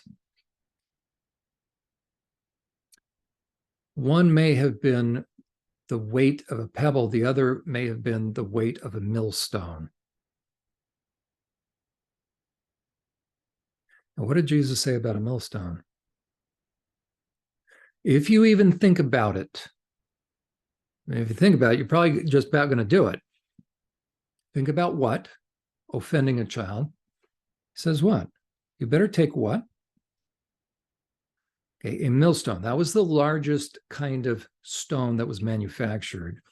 The term for that stone was scandalon. If you look in the Greek, I got a little Greek Bible back there. You open it up to the passage, it will say scandalon. Well, what English word do you think we get from that? Scandalize.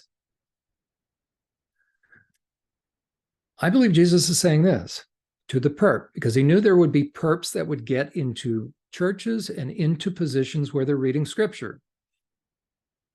So the perp is going to come across this passage in 2 different gospels. It's a warning to the perp that better you go off yourself than even think about it. And isn't it interesting? He said this, you better go off yourself with the biggest rock and the deepest body of water. Well, that's a visceral picture. That's not logical. You could, in a swimming pool or, But isn't it interesting? Again, he used that term scandalon. So it's as though he's saying this, you're about to scandalize somebody, that they're going to trip over something. You're going to hang something around somebody's neck. You better hang it around yours. Because the greatest way that you scandalize a kid, and they will be stumbling over that the rest of their life, they'll be trying to overcome it and get over it, is to abuse a child, especially sexually abuse, and then SRA. So survivors need to understand God is uniquely intense on their behalf to help them understand where the responsibility lies. And so in getting off these knapsacks, so if a perp harms a child, that knapsack is the weight of a scandalon, of a millstone. So it can look like, and we've all heard this, well, nobody's perfect. And I know this person did this and this person did this. And I just have to forgive everyone. No. It's not what God says whatsoever. Okay. So the weight here, the greater the impact, the negative impact, that's what you're going to give back to that person. The greater the injustice, the greater the justice, the intensity. When God metes out justice, it's intense. God is very intense. He's intensely protective. And it is all the responsibilities always placed on the hurtful person, not on the injured party, 100% of the time. Okay, in Matthew 5, it's talking to the hurtful, selfish person. It's not the small things in life, but this is the major stuff. That if you're at the altar presenting your gift and you suddenly remember, that guy was brain dead until now because he darn well knew and he'd been overriding his conscience, but God in his mercy breaks into the guy's conscience and the guy realizes he perped on this person. He did something horrible. In a scale of 1 to 10, we're talking the 7, 8, 9s, and 10s. You better go make it right. Why? They're on the way to the judge. Why are they on the way to the judge? Because they're not spiritual. They can't let all things put behind them, and they can't bury the hatchet, and it has nothing to do with that. They're on the way to the judge because that's what the judge is there for. The judge is the Father. The judge is God. Jesus never says anything to the person, the injured party, going to the judge. He says everything to do with the perp or everything about the perp, saying, you got one last chance, buddy. And if you don't, then the judge will take up the person's cause. So as a matter of fact, now let me share, just since I added a little part, let me get to a couple of little things. And if anybody wants to see more of this, if you go to survivorsupport.net under the podcast tab, right now I'm doing a series on forgiveness, but I have been doing an extended series on the issue of boundaries. And so I want to show people a way right now. Let's go to the knapsacks just for a second. Okay, this should be how relationships are, by the way. Okay, so there's healthy boundaries. There's the balance of, not balance, necessarily balance of power, but mutual respect. Okay, so we want relationships that are based upon value and respect, appreciation and esteem. That's how God wants us to treat one another. If I end up allowing boundaries to be crossed, eventually I end up potentially in a toxic relationship. Look at all the knapsacks. Okay. And again, what is a knapsack? I will show it to you. Let me find my little guy with my knapsack here. I'll find him. Knapsack. There we go. Okay. This is what a knapsack is. When Paul said each man should carry his own load. Okay. Now that's different than a boulder. Bear one another's burdens. That's a burden in the Greek. Okay. So we live in a fallen world. This is what we are to help people with, but it's on them, like the death of someone they cared about. Okay. So burdens are on us. We need help carrying them, or help, with carrying them. So we need to be able to verbalize. So that is what we're not to carry. That is what we're not to give away. When either of those two get mixed up, then what you end up with is this. You end up with somebody carrying too much, somebody freeloading, quite frankly. And where's the stressometer? That's right, it's way too heavy. So the kind of impact that we're talking about, by the way, let me show you where on a scale of 1 to 10, you see that vertical line from 1 to 10. Okay, we're talking about the higher levels.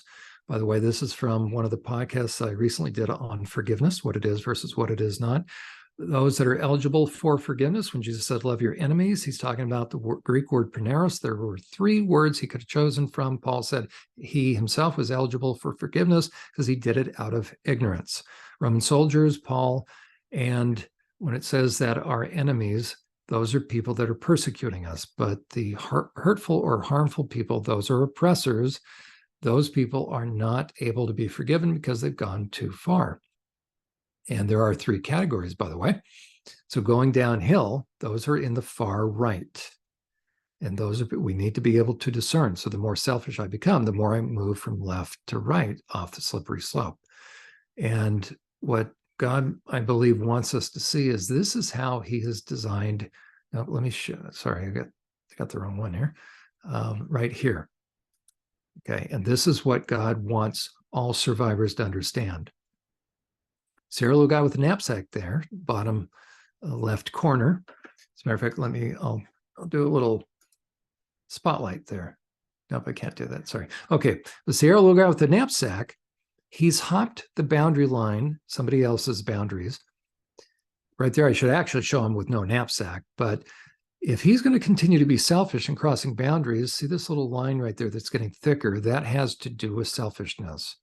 So the more selfish he becomes, it's going to snowball, the more hurtful he becomes. The greater the degree of negative impact, it reaches a point where God will pick up where the survivor can't in terms of defending him or herself. So what happens is the more hurtful this guy becomes, if he's hopped the fence of somebody else's personal boundaries, meaning through disrespect or devaluing, now he's becoming hurtful. The sighs and the cries and the prayer, the pain ascends to heaven and is collected in a bottle. That's Psalm 56:8. He collects our tears in a bottle. Tears of what? From being on the receiving end of hurtfulness. If the hurtful person doesn't stop, he's moving into the target zone. Right next to the bottle, you'll see the shape of a heart. God's heart is for the pain of the survivors, to show the survivor that their pain did not fall on deaf ears. You move over further to the right, God calls himself the avenger of blood. Whose blood? Your blood, meaning the sighs and the cries. We even call it, we sweat like with money, money, sweat, and tears. That's my blood. We call it blood money. What do we mean by that? It represents pain. So God is moved by people's pain. And if a perpetrator continues to get more and more selfish, he will move from left to right, and eventually he will deal with an angry God. Why is God angry? He's angry on behalf of those the selfish person is hurting. So wherever you see the term his faithfulness and his loving kindness in Scripture, you will inevitably find that within an imprecatory prayer. And what is that? That's an old-fashioned prayer that simply means that God, you promised to get them on my behalf. To understand an imprecatory prayer, by the way, half the book of Psalms, really 46% of the book of Psalms, are imprecatory prayers. Okay, the majority of psychology could dry up and blow away if people understood the imprecatory prayers are really there on their behalf and they're real. Okay, flip side of her is anger. If I've been hurt, I'm angry. Who's going to take up my cause? God will. And so to understand half the book of Psalms, you have to understand that it's written for the 7, 8s, 9s, and 10s level of injustice. God cares very much, and he has promised to take up my cause. The last thing in book of Deuteronomy, chapter 32, God said through Moses to his people, is that God will be their avenger. And that's the promise that allowed David to be stable. So if you want to know how much God cares about you, read through the book of Psalms. Half the book of Psalms are imprecatory prayers. You can pray those about your perpetrator, and God will show you. Why? Because he is faithful. He will keep his promise, and his loving kindness, he will actually show you. So as you eventually will start to get in touch with the amount that you went through, okay, God will help you understand that he cares deeply. And right now, every survivor ends up being like this, that people dumped on them, people harmed them. So they got all these knapsacks. So when people come to me for therapy, they don't know it, but I know they look like this in a way. And so my goal is to help equal out the knapsacks. So my goal is to take somebody like this and have them end up like that. Now, another way of viewing the colored path. So as a matter of fact, the reason I have the term fool circled is that's the line of demarcation right there, because the Bible says that the fool has said in his heart, there is no God. If you get to a point where it doesn't matter what you say, Judas got to a point where he didn't believe there was God. He didn't believe he would ever be called to give an account. Now, even the devils believe, yes, there's an entity of God, but if I make God in my own image by redefining who he is, I've made him now some other kind of God, where he's not going to hold me accountable. Once you reach that point, there's no coming back from that. So the minus numbers equal, when you start to go downhill, a person changes. And look up top, by the way, look at what you're eligible for as far as the different categories. So survivors need to understand this. Your perpetrator is over on the far right, and guess what God has in store for him? Go up to this word. God is going to destroy your perpetrator. That's a beautiful thing. That's why David said, I will sing of your love and your faithfulness. In what way? I'm going to sing of your justice. Okay. Now, another way also to understand this, and this will come in now eventually to therapy. Okay. To understand this is to understand what God wants for you from therapy, because right now you feel like this. Look at all the knapsacks. Right? If you have that many knapsacks, I'll tell you, right, you're feeling stress, and therefore your body is feeling that, other than love and happiness. Now, if you look at shame down here on the bottom right, that looks like ET. I don't know why that looks like that, but look at neutral. I think that person's dead. I've never seen, right? But look at depression. But this is thermography. Now, the body keeps a score. Look at, in a lot of those states, now happiness and love, that depends upon circumstances. So nobody can be happy and in love all the time. Okay, that comes and goes. So if you're chasing happiness all the time, that's why you're ending up compulsive, and you're looking for some sort of mood-altering substance, relationship, or activity, and you're never going to be stable. But it also doesn't mean you have to experience all these other emotions. But if you're stressed, right, you're feeling all of it. And look at how many different ways it's going to affect mind, behavior, and emotions. We need about 19 hours, and I could go through all these different charts with you. Okay. But if the body's keeping the score, if you're feeling all those different kind of states, it's because of this. You have too many knapsacks. Again, what do the knapsacks represent? Everybody else's responsibility. So what it means is this: you're going through life like this. You're already prone to accepting somebody else's responsibility. You're the person on the left. You meet others. This could be your family. This could be your church. This could be at work. But eventually, all you know is what? You end up like that.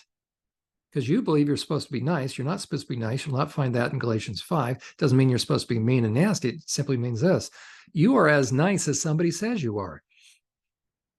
Jesus, by the way, was not nice. He was kind. That means useful. He was not nice because he had boundaries. So if you walk away, if you're like this, and then everybody does this, you're going to experience this. And ultimately, the reason why, by the way, is because you're violating Matthew chapter 7, verse 6. You have what in your life? Jesus said, don't take what a special gift to dogs, and don't cast your pearls before. That's right. So you got a bunch of pigs in your life. How are you going to make sure you don't have pigs in your life? And why are we even talking about this? Because if you have been primed to not have boundaries in the past, guess what is going on in your life right now? You have pigs and dogs. But Jesus said, don't. Why? It's very predictable. He said this. And this is not spiritual, by the way, other than the picture. This is the greatest darn picture because it has dogs and pigs. Okay. Jesus said, if you give your pearls, what are pearls? Time, effort, energy, resources. We are a steward. If we give those to the wrong person, tell you what those people are going to do. They'll trample our pearls. They really won't care. You can keep giving and giving and tolerating and hoping and putting up with.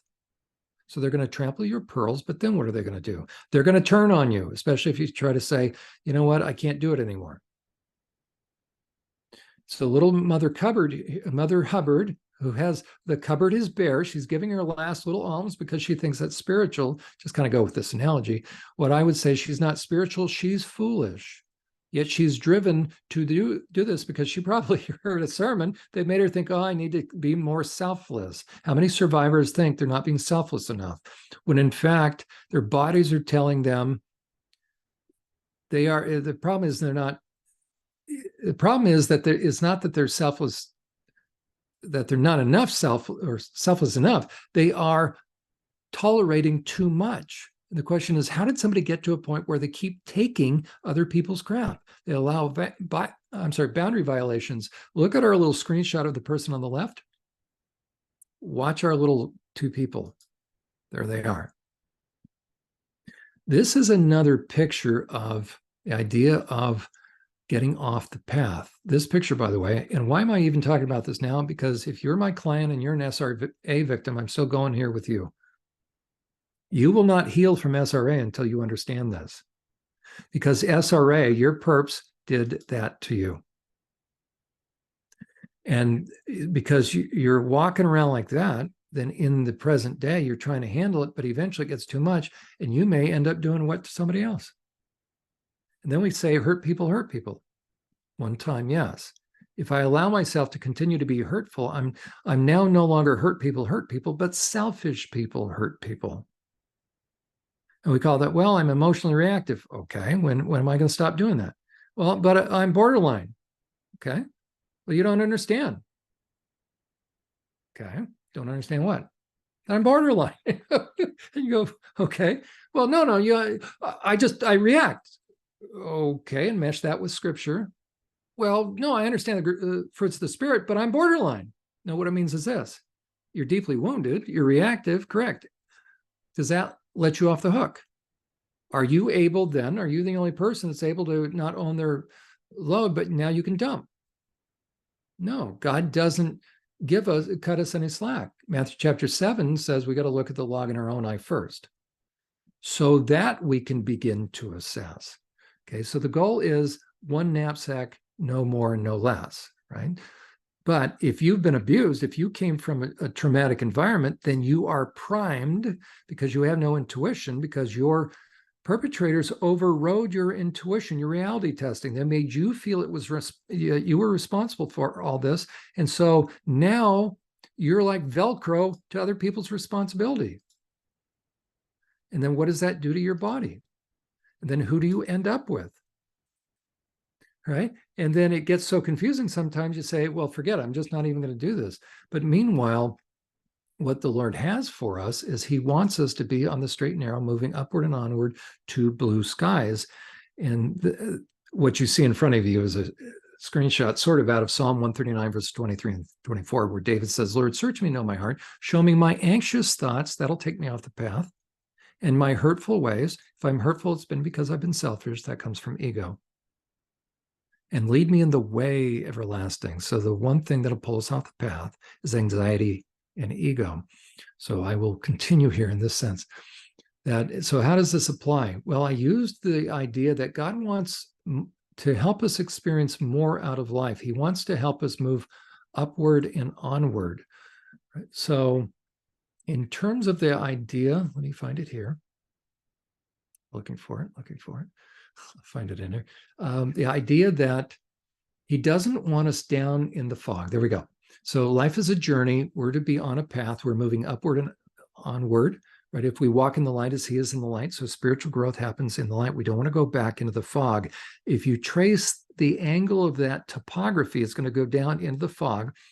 I use this as a word picture, that we don't want to go into the fog, because in the fog, we start to question ourselves. It really has to do with our intuition gets all clouded. So what I did was I now superimposed this picture. Using this picture, we're going to see where the land goes, topography, sorry. So I envisioned the land kind of probably goes this way. And so if we were to do mountain climbing on that mountain, if we went into the fog, it would probably go down in that direction. In viewing a scale of 1 to 10, positive 1 to 10, and negative 1 to 10, the goal is this. We want to have relationships that are in the positive. We don't want to go into the negative, because what is in the negative? It's all the selfish people in life. And the selfish people will pull me into the fog little by placing their knapsacks on me. And incrementally, each step downward along the way, they're doing knapsack after knapsack after knapsack. The person on the right has no knapsack. You can see these two people. The goal is one knapsack, no more, no less. Each of these two people are going to have issues. Person on the right, they're violating their conscience. Person on the left, violating their intuition. Now, again, why am I bringing this up in this topic of where therapy is going with an SRA survivor? Because the SRA survivor is the person on the left with all the knapsacks. The perpetrators were tricky enough to little by little continue to injure you, place their responsibility to do what is right and just and fair, and they kept saddling you with these knapsacks. Every time they harmed you, there was another knapsack. And each time they took you deeper and deeper into being ensnared by them, being enslaved, being imprisoned. And all they did is reveal how dark and how dark-hearted their hearts were. They started out with smiles. They appeared to be a level 10 kind of person that you could trust. But eventually what happened, this is the same thing for domestic violence. This is the same thing, anybody that manipulates somebody, right? That wolves in sheep's clothing. And so little by little, the selfish person, the manipulator, the perpetrator, the cult leader, the narcissist, the sociopath, the psychopath, they're actually darker hearted than they're revealing at first. They know how to fake it. They know how to be duplicitous, hypocritical, an actor on a stage, turn it on, turn it off. The person on the left is not hypocritical. They're genuine. And that's why we're so confused by a perpetrator if they're still in our life, because they can turn it on and turn it off at will. And they run circles around us because the person on the left actually believes and projects that the person, we give the person, the hurtful person, the benefit of the doubt. And you have to stop giving your perpetrator the benefit of the doubt, because you have to risk believing that they know exactly what they're doing. It's exactly what it looks like. The perpetrator is going to cause the survivor, the victim, to begin to question themselves. And the perpetrator, the primary thing, whether in actual sentence or message, is this. The hurtful person will tell the person that's being injured, so their victim, the hurtful person will say this in one way or another: I know what it looks like, but it's really not that. The person who's assuming all the responsibility, taking it, tolerating it, putting up with it, continues to say, man, I don't know, this doesn't feel very loving. I don't think this is love. And so now the person on the right has to talk the person on the left out of the truth that they're starting to catch on to. So the person on the right, the message they're giving one way or another is, you can't trust your own feeling. I'll tell you what is true. What you're feeling is not accurate. I love you. This is how we love you. No matter how you feel, this is love.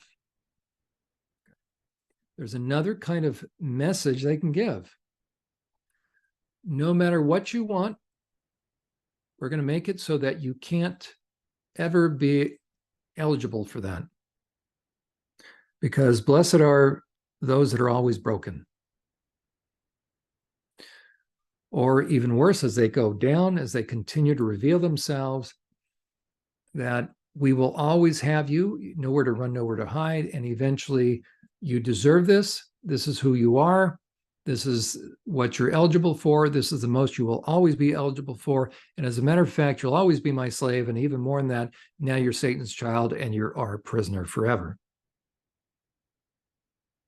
So the person on the left continues to be saddled with more and more knapsacks of lies and harm.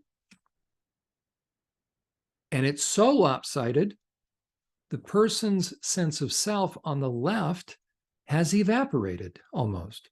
They are a shell of themselves, almost like one of those figurines that you can pose and be manipulated. And so the person on the right then ends up having all the power to jerk the person's chain around, or to push a button, or trigger them, or to make them obey no matter what, or to put auto-suggestions in them. And that's what is typically called programming. But the person on the left, why are they staying in that relationship, whether actually or not? Let's say the person on the left, let's say it's mother-in-law or stepmother or whatever, or mother, and they don't like the mother on the right. But why do they keep sending them a Mother's Day card? Because they feel obliged, because they're riddled with guilt. Why? Because they've accepted somebody else's responsibility, and shame is false guilt. So until a survivor, I'll get back out of this now. Until a survivor can see that what the perpetrator did was not because of them. You didn't deserve it. Zero. It doesn't matter. I mean, right? I can have a survivor that'll start to, well, it's because I wasn't good enough, or I didn't obey enough, or keep going. And I'm not minimizing that, right? In a way, the survivor has to start, keep going. You have any more? Well, yeah. And I was born on a Tuesday, and, my middle name was this, and I'm left-handed. And after all, right? And until they can exhaust all the reasons why, really what's happening is this: truth is now coming up for the very first time, because now the injured party, the survivor, the victim, their intuition is starting to become resuscitated. It's almost like a bouncy house that's inflated, right? Or whatever, an inflatable something. You don't really see much when it's, let's say it's a hand pump, or let's say you're pumping up a tire. Doesn't do much the first time.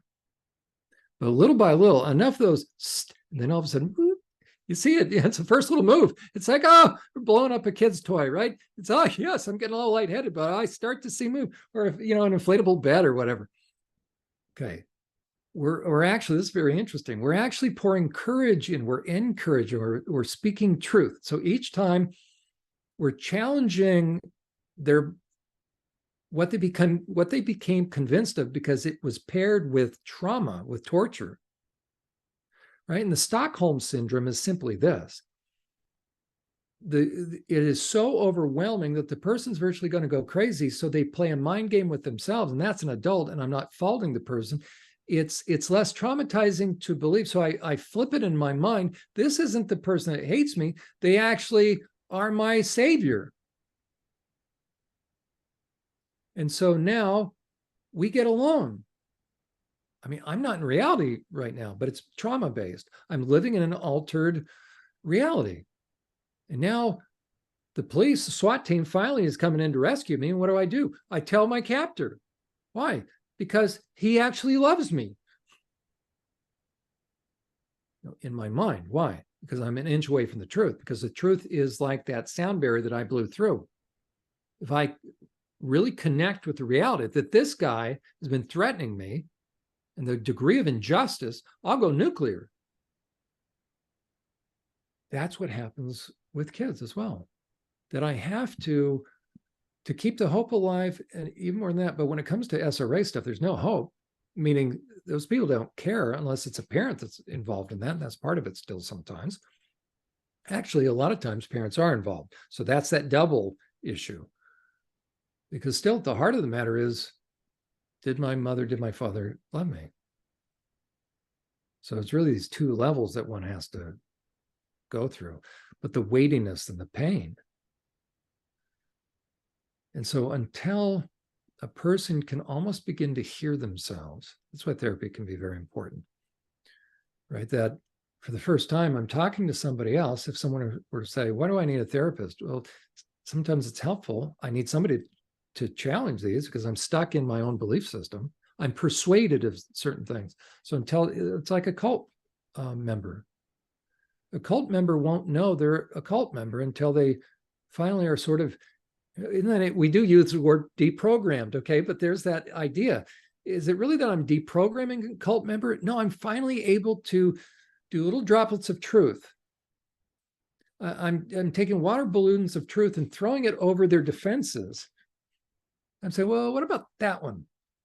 Well, if they really loved you, then why did they, right? And so before, they can bat back one or two of these, but little by little, it starts to shake the foundations of what? Their world that they have tried to insulate and isolate themselves so that there isn't any more pain. But that protection has become their prison. And I guess it comes down for a survivor at the beginning. The question is this: would you rather be safe or would you rather be free? Because unless you risk, you're never going to know what's true. And so in the process, and I'll take a breath for a moment. If someone is beginning to wonder, okay, did this really happen to me? Is this true? The first thing to think through is, do you experience dissociation, gaps of time? The next level, and I wrote down a few little notes. It's just anticipating we were going to be talking. So the first phase might be the awareness and looking at symptoms. So looking at all the things you experience, can you really adequately explain away all these things? Are they just things in and of themselves? And therefore, you just have a bunch of things. You just have depression. You just have anxiety. You just have panic attacks. You just have borderline personality disorder. You just have bipolar. You just have compulsive disorders. You just have an issue with eating. You just happen to spend all this money. Or are they all a manifestation of pain management? If you're willing to believe that, okay, maybe there's something to this, and the good news is eventually look how much less medication eventually somebody can be on. How much medication can you take for all those different issues? I'd rather go through this and end up on no medication. Why? Because I'm finally going through the process. And again, if somebody's on medication right now, don't go off, I mean, be responsible about this. And if that raised possible frustration for you, again, just think in terms of, could it possibly be true one last time that there could be some hope? Okay. The next symptom that you want to look at is, on the inside, do you hear voices? Now, let me talk to the person that does, but oftentimes it's going to go like this when I meet a client and we start to talk about it. The voices that you hear, when I just referenced, do you hear voices? Does that even freak you out that I just said, do you hear voices? And if part of you said no, right? You responded real fast, like, the question is, where did that energy come from? Because is it that you don't, or is it that you do, but you've been telling yourself you don't? And for how many years? Now, maybe it's like, no, I don't hear voices. There's just this ongoing dialogue. Okay. So again, and I talked about this last time, I'll just mention it quickly. There's 5 different reasons for voices. One is really profound negative self-talk, kind of pick up where the negative person left off in your life. The second is introjects, where you actually hear the voice inflection of that person. It's typically going to be a mother or father or somebody, where you actually hear their voice inflection. Okay. The third is due to parts, trauma-related parts. The fourth is schizophrenia. And the fifth is demonic possession. Okay. How do you rule out demonic possession? The dialogue will be very brief. How do I know that? Because that's all we see in Scripture. And I'm not going to add more to that. I'm not going to give Satan any more power than he has. Okay. When you look at the dialogue between any demon and Jesus, or the demon and Paul, it was very brief. Okay. I'm not minimizing demonic possession, but oftentimes, especially for SRA survivors, there will be parts that will even have names of demons. Why? Like Apollyon and just all these different names. Why? Because the perps gave them those names, and they are rageful on the inside, and they're causing harm and causing havoc. Why? Because they were told to, lest another part be injured. Well, demons aren't protective, and demons aren't bugged and bothered by bad people. At first, what we call persecutorial altars, they don't even know they're parts. They'll say they're a demon. Okay. But then if you begin to ask to enter into that dialogue with them, I'll give you a hint, right? If it's a genuine demon, and I begin to, let's say this, it comes out, I'm Apollyon, and you're done, and I'll kill her, I'll kill you, and I'll kill your family. I'm going to curse all you, and you're going to die a horrible death. This is true. All this stuff will come running out. You get away. There are a legion of us. And okay. Wow. So you've been around a long time. Yes, I've been around a long time. Whoa. And you've taken out other people. Yes. And you've cursed other people. Yes, I have. And they've died. Yes, they have. So you better listen to me. What's already going on?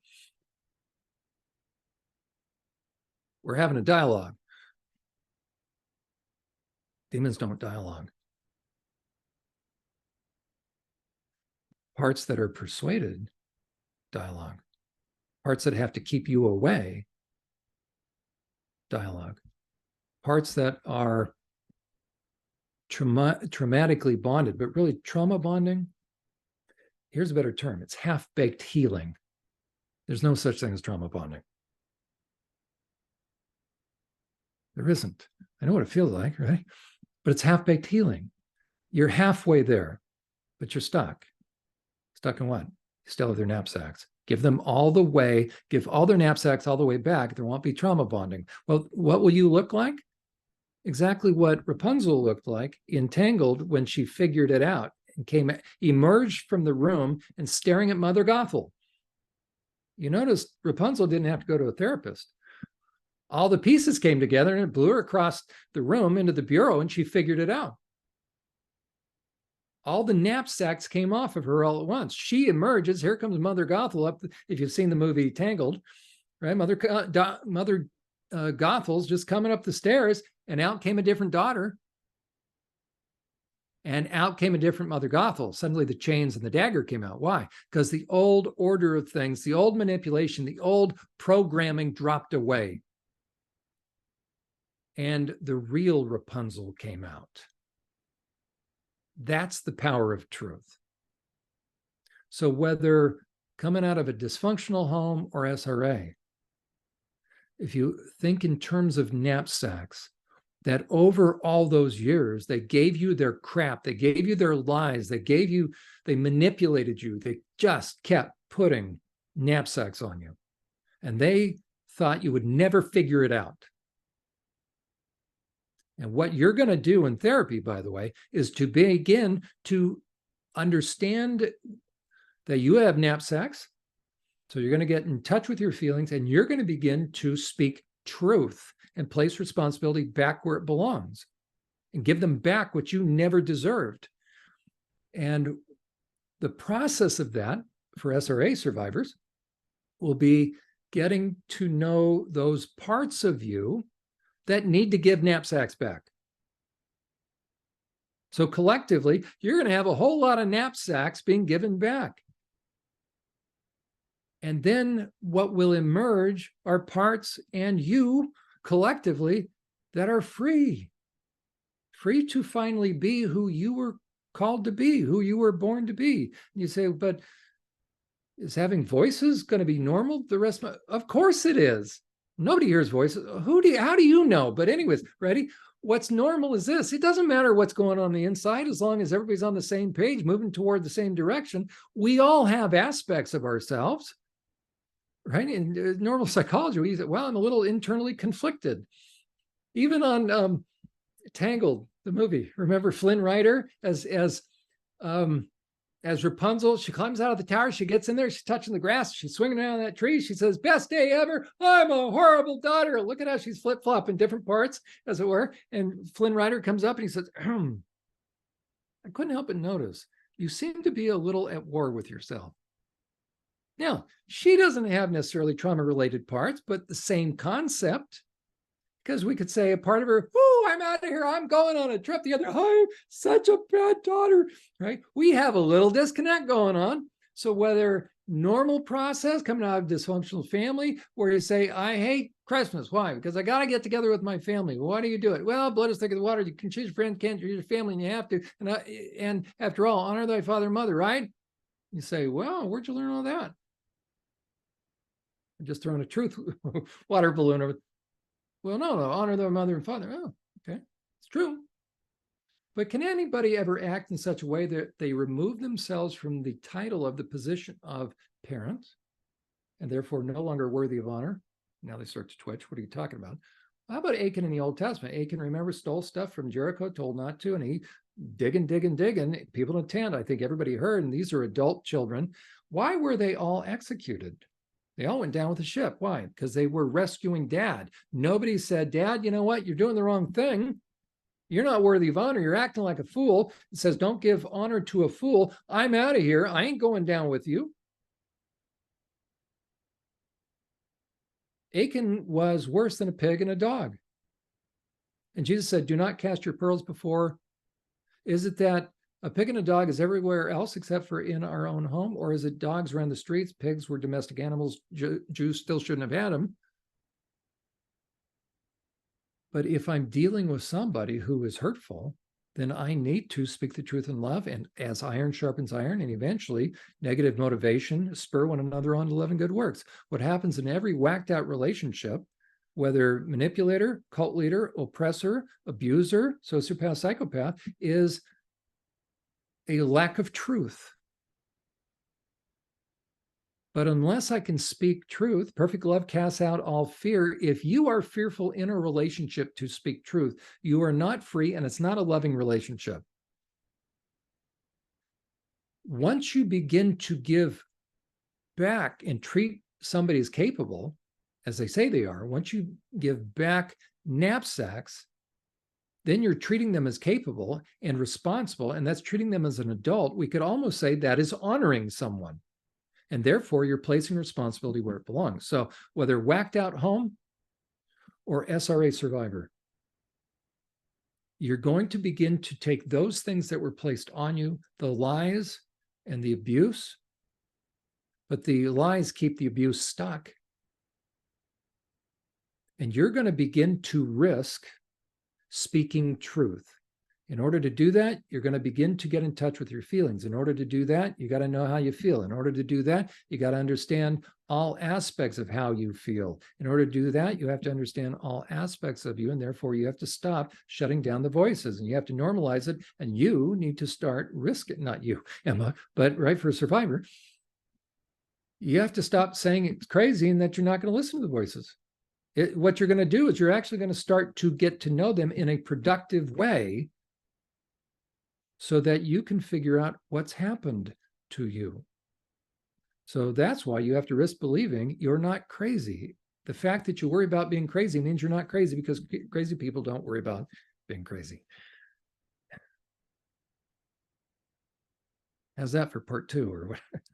That was fantastic. I love how you tied all that in. It's so easy, even with Stockholm syndrome and things like that, trauma bonding. We give people so much power over us, and just those little tweaks of language, realizing that, hey, they manipulated me and I gave them my power, and I can just as easily take it back. It's so empowering to realize these things, because so many people just live in distress because they're so connected. It's like there's, like how you said, they're carrying somebody's knapsack and they know it's not theirs. Like, it's not comfortable in their body. It's too heavy for them. It's meant for the other person. And they don't know why they're so uncomfortable when they could just give it back, or take it off of them at least and throw it out and say, this one's not mine, but we're really not taught all of this, and even what you were saying about, being able to, sort of analyze who's around you. That's something else. I think if you grew up in environments where that's all that you knew, it was dysfunction, it's like how you said, that's what becomes normal. Chaos becomes normal. And if you don't have chaos, you figure out a way to recreate it almost. Right. That's and the trauma. You're driven. That's right. Because the chaos, at least it's familiar. Yes. And that's why domestic violence survivors will recreate that. They'll find somebody, they'll push away, or they'll finally leave actually decent people, because they're being treated too well, and they keep waiting for the other shoe to drop. They can't believe it. So it feels uncomfortable. So they'll finally get back together with another abuser, or combat vets. So Bessel van der Kolk referenced those two populations, right? So combat vets, if they can't work through their stuff, oftentimes they will re-enlist. Now they're getting re-traumatized, but you know what? At least they're functional, right? So they know what to do when the bombs are flying, and they can settle down. Because in crisis, now they can think clearly. So it's challenging. Law enforcement, by the way, corrections officers, and people that have been in prison, by the way, have the same kind of dynamic. They have that traumatized brain. So they have to work through it. And that's why the divorce rates are so high with police officers, corrections officers, and veterans. Because of that, they're on point all the time. And so it's really, really important to force yourself through that. And the majority of those are males, and we men don't talk about our feelings anyways, because there's kind of a separation between the hemispheres. We have as many words, but they're all inside, whether we have trauma related parts or not. So that's why when men process, they process inside. That's why most men don't understand when their wives, just make this up, but this is true, right? Women will process out loud. And so when a wife comes into the room, husband's in there, and so she's had a problem, whether a problem, in a relationship, we guys will go into fix it mode because we care, and that we're designed to fix things, right? And so the wife, or somebody cares about, describes a situation, and all of a sudden he says, "Oh, why don't you do this?" And she says, "I hate it when you do that. And if you cared, you would." And the guy's right. So how many marital issues come from just that fundamental basic thing of male and female? But we guys, we're stuck in our head anyway. So little by little, to help a guy realize, what, you can't afford to be stuck in your head. You have to begin to talk about this and find somebody that understands this process. But that's also the power of groups. Like think about VFWs, Veterans of Foreign Wars. They go and they drink and they're all around the tables. And a lot of them aren't talking about war stories, but there's a sense of companionship, camaraderie. And that's why, as a matter of fact, look at your channel, right? Survivors feel safe. They feel understood. But the next step, though, is once you find that community or a safe space, the next step is, okay, let's do the work, so that on the inside things can be calm. And what do you look for? Ultimately, you're bringing the stress level down. And the goal really is, again, peace and rest. And it's harder. The more you've been through, the harder it is. Of course it is. Think about a combat veteran that's seen his buddies get blown apart. How about a parent of a violent crime that saw his kid get, there's, I don't know how some people ever get, but the process is still the same. I know. And so, meaning there's going to be venting, there's a whole process. We'll get into that on another episode, another part. But the good news, the hope is that, as long as I take this road, I may live on the East Coast. When we want to go to LA, it's a 3,000-mile trip. Well, if you live in Las Vegas, it's not as far, but the principle is still the same. So if I can risk believing that this time it can be different, why? Because now I'm heading somewhere and the truth is finally going to set me free. And will the scars go? I mean, you'll end up, the pain will go away. You'll have scars, yes, for the rest of your life, but so does Jesus. I hadn't thought about that till just now. And you will be effective now in the lives of people. And you'll be able to do 2 Corinthians chapter 1, that the grace you received, the healing, you will be able to take that out into the world to those specific individuals that you can help set free. So you will be able to give the grace, the help. And grace is really that which is needed at any point in time for the issue. And you'll be able to extend that. You'll be able to tell people, listen, I made it through it. That's one of the most powerful things a survivor can tell another survivor. Because now they're over. It's like, listen, I'm on the other side of this Grand Canyon. I'm calling to you, but the whole Grand Canyon's filled with fog. And you're saying, trust me, first step, first step of 1,000 miles, right? We got to take that first step. And the person's saying, I'm never going to make it. Say, it's going to be horrible. It's going to be hellacious, but you keep going. Follow these principles. You're going to come out and you'll be able to join me. You'll be different, forever different, but you're now going to be able to experience peace, and you'll have your voice back. You'll have your sense of purpose back. You won't feel like you're cursed. That'll all be over.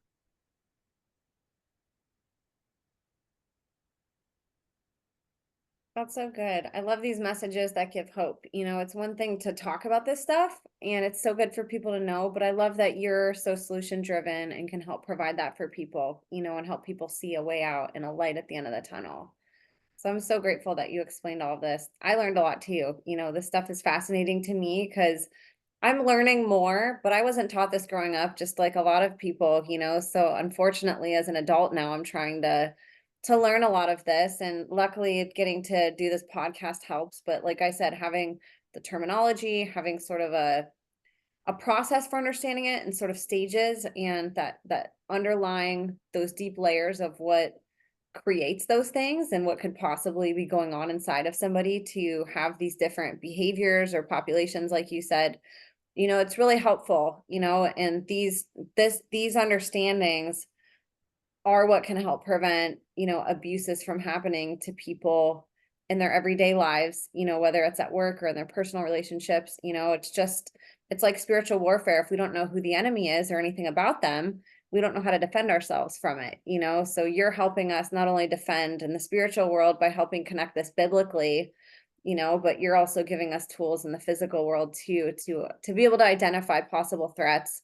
And even if we've, like how you said, if you grew up in an environment like that and it's so confusing as an adult, to be able to go back and look at it through a different lens and understand it and have that compassion for yourself that maybe you didn't, because you had no clue what happened and all you knew was you were always told it was your fault. So this is so helpful for people, John, and I really appreciate you explaining all of this. Was there anything else that you wanted to cover today? I think we've probably given enough, right, for people to. I mean, I've got hours and hours and hours worth of material.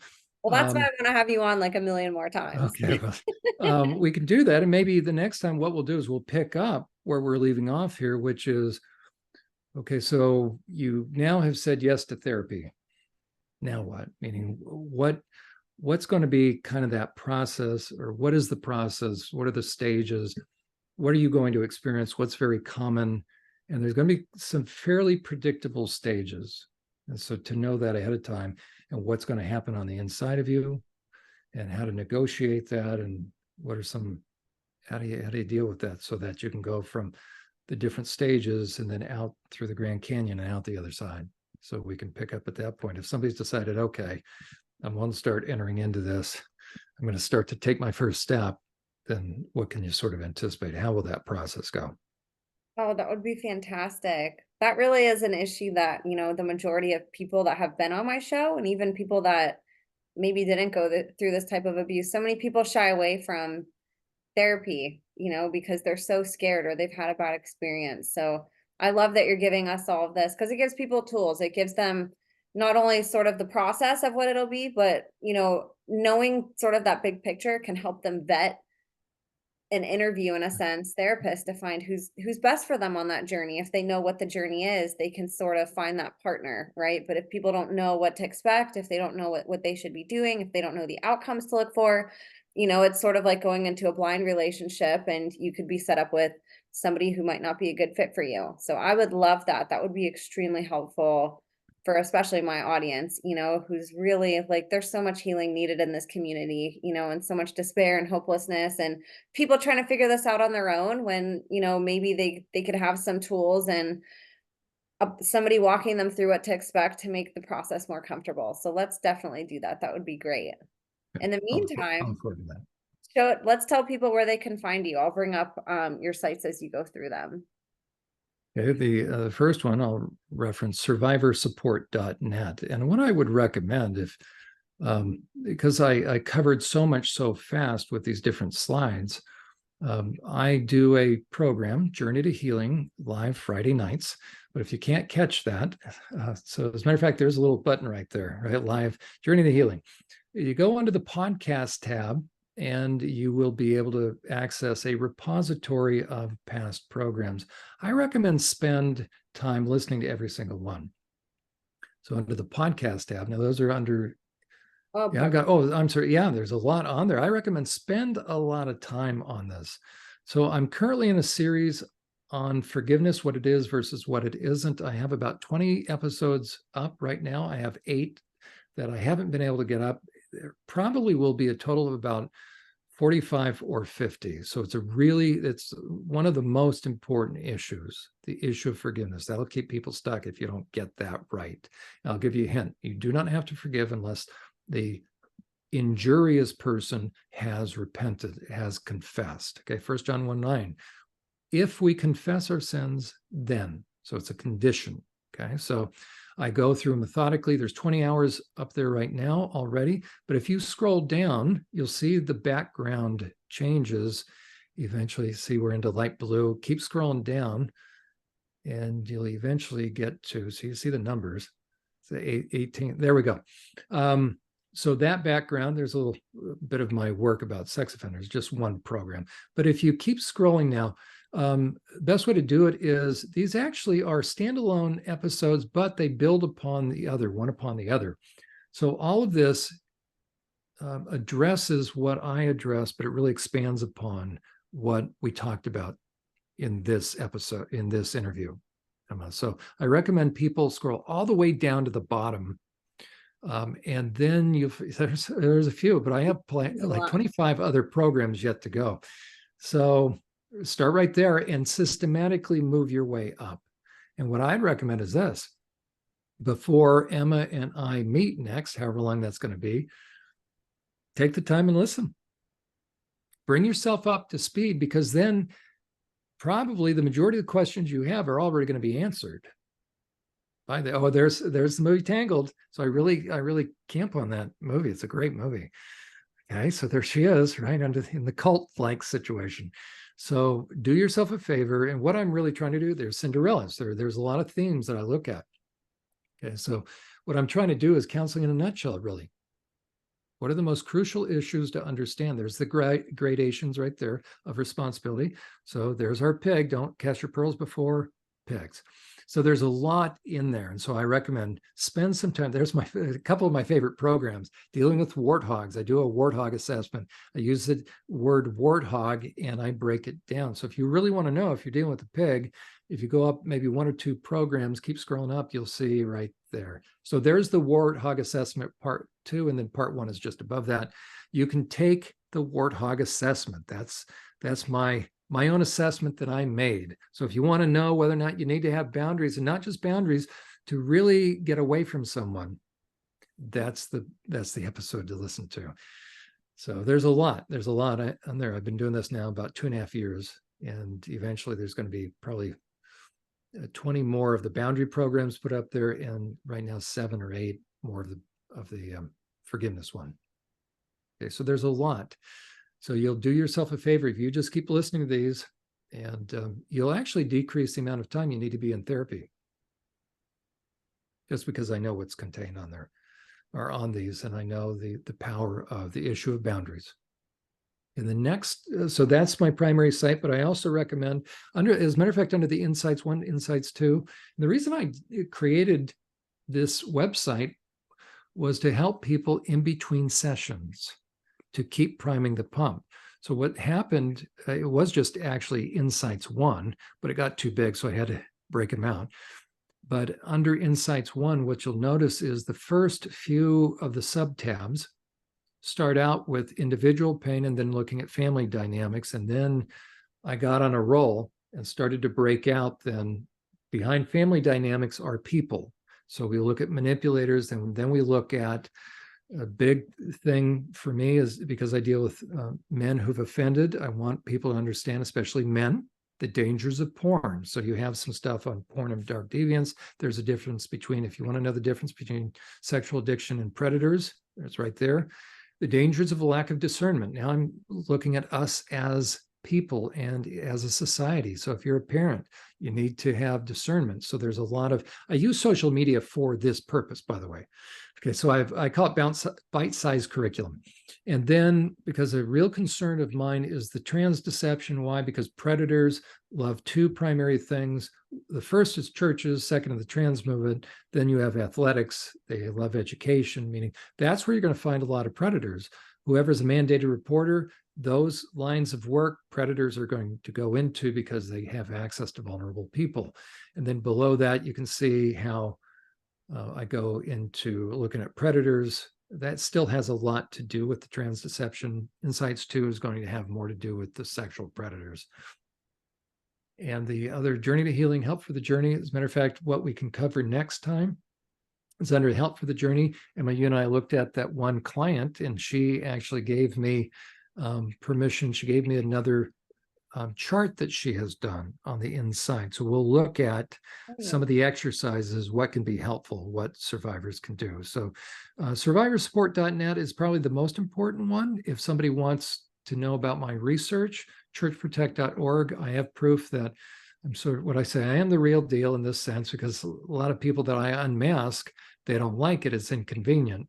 And so they'll try to say, I don't have the background that I do. So on churchprotect.org, it's more of a training site, so you can spend time on that.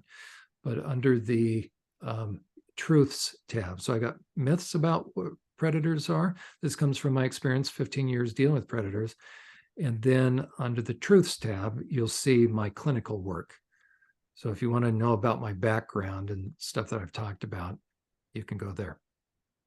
And then if you want to know about the trans movement, it's Unmasking the Trans Movement, but we can probably cover that another day. Oh, and then I have okay, there's another one. So if you're wondering about that, we have subject matter experts. There's the episodes right there. I also have a YouTube channel, exactly the same name. There we go. So these are all subject matter experts. If you click on videos, they'll order them. Our producer, Brad Wilder, had a heart attack about 8 weeks ago now, so we've stopped recording much. but there's a lot of good information. So this is the truth about the trans movement.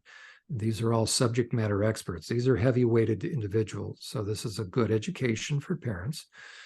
So if your kid starts talking about being non-binary or pronouns, I would start spending time on this site, learning about it. And then I do have a blog, which is me writing about predators, and it's going back to that previous tab.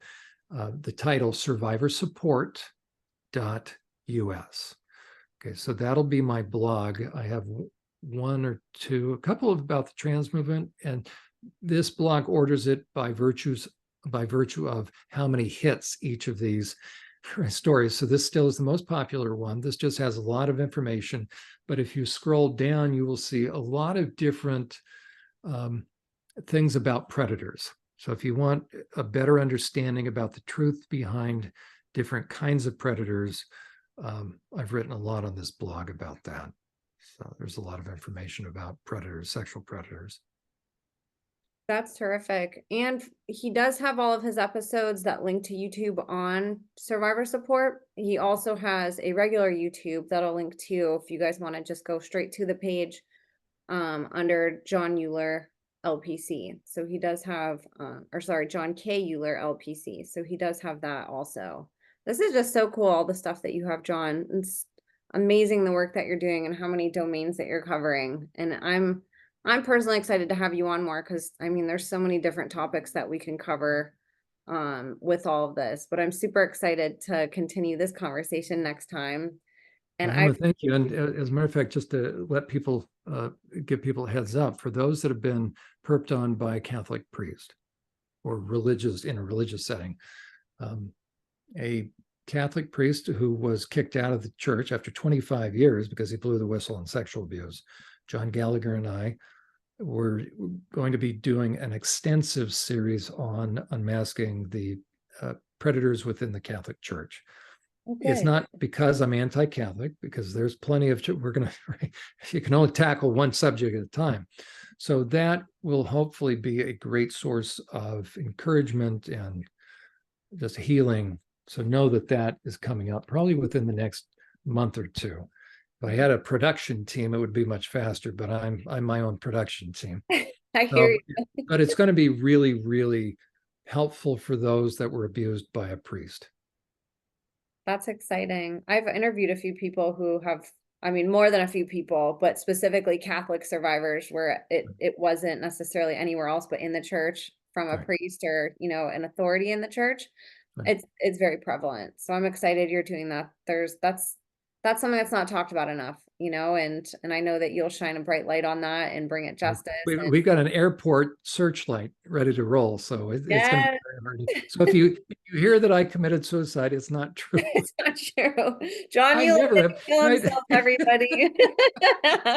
I never have plans. I'm probably too scared. No, I'm kidding, right? It's just, so I think I'll be around for a while, much to the chagrin of the perps and the trolls and all that. So there you go. Well, in the meantime, and for your safety, everybody, please go get your eyes on John. Everybody that comes on the show that has platforms that we can follow, it helps keep them safe, believe it or not, because perpetrators and, people who are against those speaking out, they don't anticipate people like John having big followings and people watching them. It makes it harder for them to do anything malicious or dangerous. So go follow him across all these platforms. Go subscribe. I make it really easy, you guys. I put all the links in the show notes. They light up as hyperlinks. All you got to do is scroll down and click. Super easy, so much value. John spent years creating content for us way before his time, way before all this stuff was, as blown up as it is now. So we have somebody out there who's already been paving the way and laying the foundations for us to understand. And he's doing it for free. People pay a lot of money for this information, and people are paying a lot of money to get one-on-one help. And John's giving us a lot of this information he does with clients for free, so we can have sort of an edge before we even get started with therapy, or if we can't afford therapy right now, or if we're unsure, we can go learn about what to expect. So go take advantage of that. That's a huge resource for you guys, especially because that's been something so prevalent that we hear on so many episodes, that people can't get help in the therapeutic community, and it gets, blasted in a really negative way. You know, we finally have somebody on the show who's shining a light on this stuff, not afraid to talk about it publicly, has created years of archives for us to look, hours and hours and hours and hours for us to go study. So take advantage of it, you guys. It's a great learning opportunity for you for free. And you know, John has all of his information on his website, and I'll have all that below. Go get eyes on him, follow him, support him, lift him up, share with other survivors or advocates that want to know. You know, he's very down to earth, as you can tell. So it sounds a lot more normalized when you talk about trauma from a clinical perspective for people who might not listen to, say, a survivor, unfortunately. You know, there's more than one way that we can reach people. John's another avenue for that with his experience, and I encourage you guys to share his stuff. All my stuff's going to be in the show notes too, you guys. Get excited to have John back. We're definitely going to make him a regular. There's a lot of stuff we're going to cover with him. So get ready for next time. I hope you guys took a lot of notes this time. And thank you guys so much as always. We couldn't do this without you. God bless you all, and we will see you next time.